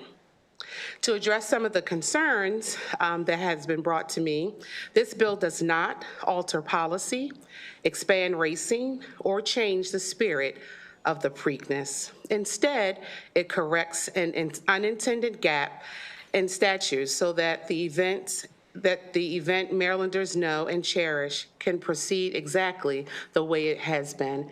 And I'm so sorry that Delegate Metzger is not here because I know that he just loves the Arabian event. However, traditionally, Preakness Day features a 12-race program, including the long-standing Arabian President's Cup. This full lineup is part of what makes the Preakness special for Maryland horse racing fans, the jockeys, and the entire racing community. I may be a little biased, but that's how I feel. As the committee is aware, Pimlico Race Course is undergoing major upgrades and renovations to secure its long-term future. To allow this work to continue without interruption, the Preakness races were approved for temporary location to Laurel Park for this year. HB 911 ensures continuity of this event while supporting the modernization of Pimlico. This bill is important due to the discovery that the current law does not authorize all traditional Preakness stakes races to take place at the temporary location of Laurel Park, specifically the Arabian President's Cup. And this bill will allow the race to be held at the alternative venue. Current law does not allow full 12-race program to legally be raced at Laurel Park under its current statute. So HB 911 resolves this issue by explicitly authorizing the Arabian President's Cup all traditional Preakness Day races to be held at Laurel Park during the temporary location. Most importantly, this bill does not expand racing or change the nature of the event. I must say that again for the record. It is purely procedural, allowing the Preakness to proceed exactly as intended while construction at Pimlico continues. Again, I respectfully urge for a favorable report for House Bill 911. Thank you, Delegate. Mr. Favazza? Good afternoon, Madam Chair, members of the committee. I'm John Favazza with Manus Canyon Associates. I'm here today on behalf of the Maryland Jockey Club, the not-for-profit that oversees and manages the day-to-day operations of the thoroughbred industry.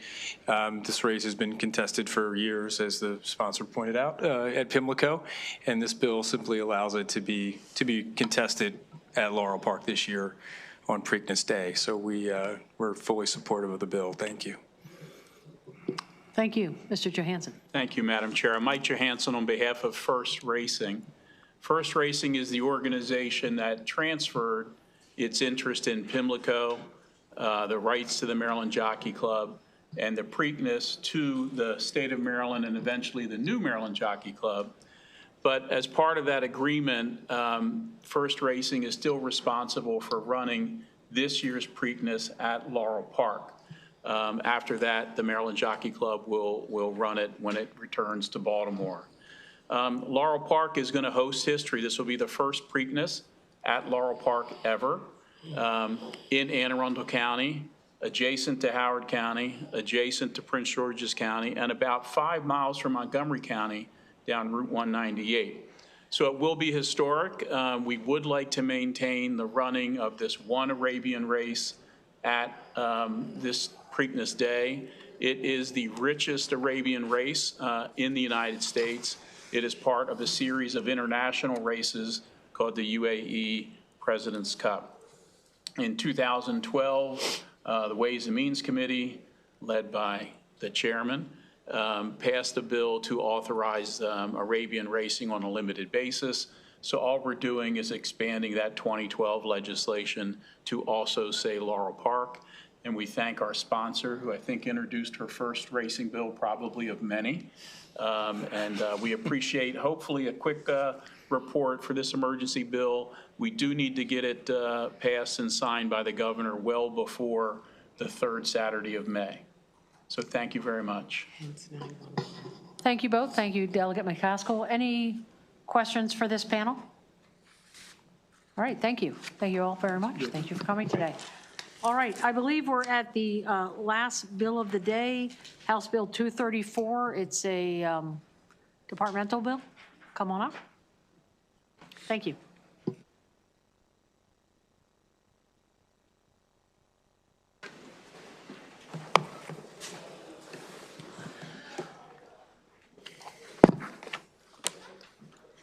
Good afternoon. It's a pleasure to appear before you today. Thank you for taking the best bill last. For the record, I'm Catherine Kelly. I'm the director of the Maryland State Police Government Affairs Unit. With me is Frank Leoy. He's the deputy director of our Human Resources Division. And we are here to testify in support of House Bill 234. The bill repeals a provision in the public safety article which requires the department to reduce the salary of newly promoted sworn personnel if that promotion results in the employee earning more than another individual of the same rank with equal or greater total service time. House Bill 234 does not impact civilian employees, does not create a new program, does not alter any existing program or operational structure. It does make a very necessary change to treat our sworn personnel fairly. Senate Bill 74, this bill's cross-file, passed the Senate unanimously on February 19th, just FYI. Mr. Leoy will go into more detail regarding the need for the change. Madam Chair and committee members, good afternoon. Can you move the mic in front of you a little better? Thank you. Sorry about that. Madam Chair, committee members, good afternoon. My name is Frank Leoy, and I appreciate the opportunity to speak in support of House Bill 234. Under current law, employees can lose pay steps they have earned through the years of service simply because they are promoted. This has an unintended effect of penalizing members for earning promotions based on merit and discourages experienced personnel from pursuing leadership opportunities. When this statute was originally enacted, all sworn personnel within the Maryland State Police and the Office of the State Fire Marshal were hired at the same pay step with identical starting rank and compensation. However, in recent years, recruitment challenges have required both agencies to modernize their hiring practices. To remain competitive and attract experienced law enforcement professionals, the Maryland State Police and the Office of the State Fire Marshal now allow lateral hires to enter service at higher pay steps that appropriately reflect their prior law enforcement experience. The Maryland State Police, for example, may credit experienced officers with up to 9 pay steps based on prior service upon academy graduation. Leaving the current provision in place makes that incentive meaningless once an officer is promoted, as they can lose the very pay steps that were granted to recognize their experience. We became aware of this unintended consequences when Sleola brought them to our attention. After evaluating the real-world impacts, it became clear that to promote fair compensation practices and sound personnel management, this language needs to be removed. Passing House Bill 234 will restore fairness, support leadership development, and strengthen recruitment and retention across our agencies. For these reasons, the Department of State Police respectfully request a favorable report on House Bill 234. Again, thank you for your time, and we're here to answer any questions you may have. Thank you. Any questions from any members? All right. Thank you all very much. Oh, I apologize. Oh, Delegate Acevedo. Thank you for your testimony. I have heard over the years from the Black and Hispanic Law Enforcement Officers Association about the promotion practices at the Department of State Police. where a number of officers of color oftentimes would feel that they're overlooked for promotion and are deserving of it and may not get it. We're talking about salaries here for folks who are promoted, who do get into that position. What is the demographic breakdown of folks who are promoted, I guess, who would receive, I guess, this differential if they were promoted? Can y'all respond to that? I understand the need for equity in terms of like promotion and, you know, making sure folks don't lose steps. But how does that line up when you have the Black and Hispanic Law Enforcement Association in our state raising concerns around promotions and practices around promotions and salaries? How does this benefit the Black and Hispanic law enforcement officers? I would think that the intent of the bill is to make sure that you're not, it's to repeal a provision that basically penalizes someone with experience. And what we're here today asking the committee is to take that or repeal that, because you're penalizing people that have 15, 20 years on, where if they get, and I'm gonna give you a real life example, you get a corporal that may have been promoted with 5 years of service. They have a new promotion list. And now someone with 15 or 20 years of service gets promoted. They have to go back to step 4 on the salary scale when they were already at step 20. So essentially, what they're doing is they're losing that seniority and pay, and in some cases will be making less while receiving additional responsibilities and duties. With regards to how it affects, it should be equally applied. It should not affect anyone differently within the department. Basically, it's just repealing that portion of the bill. All right. Thank you, Madam Chair. Thank you. Any other questions? Make sure I don't miss this time. All right, thank you both very much. Thanks for coming in today. To members, that's the last bill for today. Thank you. I'm sorry, is there another? Go ahead. I just wanted to take a moment, not for the panelists, thank you for being here, appreciate it. But Jasper from my district is here, and I just wanted to highlight him. He's a senior at Bladensburg High School. He's doing incredible work, and we're very proud of him. And we want him to stay near and dear, very close to the 47th District. Thank you, Madam Chair. All right, thank you, Delegate Ivey. Before we applaud Jasper, wait, Jasper and the other page, please come up and both of you introduce yourself. And thank you, Jasper, for working with our security guards. Close that door. No, stay at the mic, right there, at the table. Yeah, there you go. It's hard to know. It's okay, kids. It's all right. Just again, say more. Where are you in school? What do you hope to be doing in the fall? And your name, both of you. You're first. Okay. My name is Jasper Famous. I attend Bladensburg High School, and I'm hoping to go to University of Maryland for the fall. All right. And the other young man? My name is Marcus Schwartz. I go to Severn School in Arnold County, District 31. And I plan to go to Princeton in the fall. Okay, great. Well, thank you both.